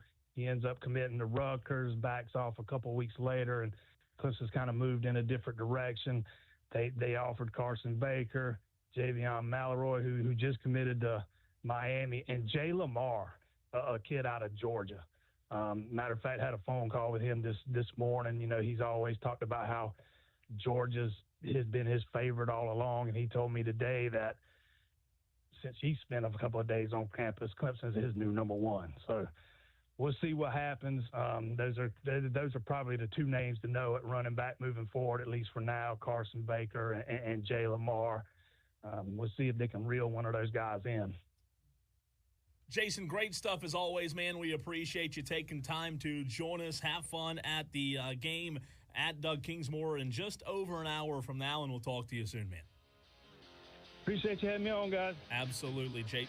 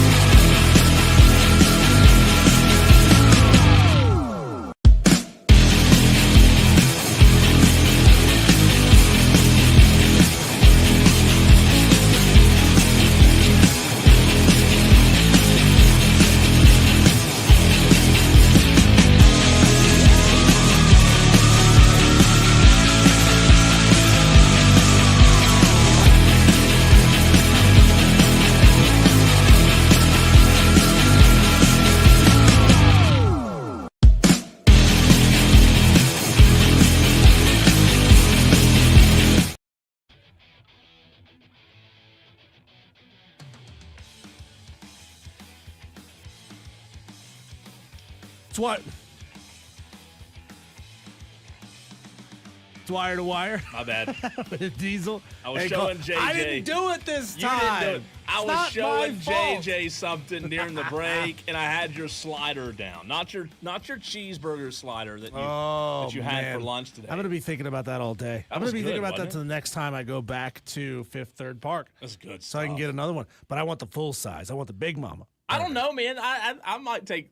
I They like were those delicious. little sliders. I mean, honestly, it's good. I know it's all They're like you can't- cheeseburger sliders. They're delicious. They're just petite. I liked the fried green tomato on it, man. I love fried green tomato. That's a southern. I've never been a fried green tomato guy, but that was great. It's good today. What I didn't really get was. a ton of flavor out of that fried green tomato. Yeah. Because Not I in was season yet. focused on the I was focused on the pimento cheese. I love pimento cheese. Also great. By the way, Coastal Carolina leads Clemson 6-0 right Ooh. now. Top of the third. What do we keep saying about they gotta shut teams down early and score early, and that's gonna be a bugaboo for Clemson down the stretch. Coastal's They a can't good get that figured team, out. but man, that's been interesting. You got your whistle. I got my whistle. I got mine. Oh, That's loud, man. That is loud. let's go to the phone lines and bring on Dewey, somebody who Dewey. I guarantee you has a collection of wooden train whistles. Dewey, welcome into Wire to Wire. What took you so long? You normally call it the 3:15. I've been drinking all day, but I got 35 toy trains and I play with them every day. So don't make fun of me. They go choo choo choo choo. But I want to tell y'all, happy bad anniversary. Y'all suck. Y'all still suck, and y'all gonna be number third next to your competitor Rob Brown and that other guy that comes out at 12 o'clock. That's not our competitor, Dewey, but if that's what you want to believe, that's okay. We're all on the same team. Well, not in the bracket challenge, because he's doing better than y'all, and I'm disappointed. Well, I might have to join the Armada, and then that might make him angry, so I might actually do it. I don't know yet. But y'all, the last year has been bad, and y'all do bad radio, and we don't really appreciate it. It's funny that you think joining the Armada punishes us, Dewey. Well, then I won't be able to listen no more. 'Cause I'm loyal. Oh God, Dewey, what's on your mind? What's your sports take today, Dewey? I need a sports take. Come on, step your game up. You mentioned the Braves winning 96 games. That's hard to believe considering they're going to go 0-7. But I think they're going to at least win one game. San Diego is not really that good, so they might win a game or two there. But Dodgers are going to blow them out. They don't have no pitching, and their team's still the same team as last year, injured and old. So you think the Braves win how many games this year, Dewey? Give me that. 96 sounds about right, actually, if they get their people back. But they're not going to get their people back. 96 games. Well, that's what ESPN said. But I think 96 sounds about right. The Mets are going to suck. And Phillies are not going to be what the Phillies were. Well, I hope everybody sucks in your opinion, Dewey. Well, yes, that's true. Thanks, Dewey. Thanks for the phone call. Oh. Insightful as always. One and only Dewey. Cole, How long have y'all been related, by the way? all my life. Unfortunately, I mean, we keep dropping him off in other states, but he finds his way home. It's crazy. It's crazy how that happened. It's bad luck, isn't it? Cole, if you ever won the lottery, would you take the lump sum or would you take the payments over the course? my If you won it, let me rephrase that. If you won the lottery this year, Cole Bryson at 27 years old, by the way. Yeah. you won 28. You get payments for life, monthly payments for life, or would you take the lump sum? Is that a question? I'd take the lump sum. Lump it up, baby. Lump it in the back of the truck. I wouldn't trust you with that much money. I Cole. would be fine. I'd be fine. With hundreds of millions of dollars. I'd be No, fine. Cole Bryson would have a collection of Pit Viper sunglasses from here to the moon and back. So I mean, you can't hide money. No, I'm telling you, I'd be fine with it. And I'd like Are you to prove- responsible enough to handle that kind of money? Everybody is, right? That's what they say at least. DB, where's DB been today? DB on He's the been YouTube in stream. their stream all day. I just missed. I'm sorry, DB. That's my fault. Yeah, you better apologize. He says, happy anniversary, by the way, fellas. Let's keep this train rolling. I love, you know what song I love? King George. You know that? No. Keep on rolling. JJ, you know that? Yes. How's it go? Ain't no some of the words you can't say. Don't stop, no show. This train's gonna keep on rolling. You don't know that? I don't know that Oh, song. so good. It's so good. You've got to listen to it. It's the best. The reason I ask you about the lottery and the lifetime payments, Cole, is that Fireball Whiskey, which I know you're a fan of. Cole loves Fireball Whiskey. They're having a promotion that you can enter to win a lifetime supply of Fireball. The only problem is you have to be 90 years old to even enter the contest. Wow. So you'll be dead. Yeah, a lifetime supply could be 2 weeks, could be 2 years, could be 10. You just never know with Fireball Whiskey. Woo. And that, in and of itself, the more Fireball you drink, the shorter that lifespan is going to be. Always ending with a nugget, a golden nugget. Thanks to Tyson Jeffers, Jason Priester for joining the show today. Tolos, thank you for being the absolute best on the planet. We will see you tomorrow.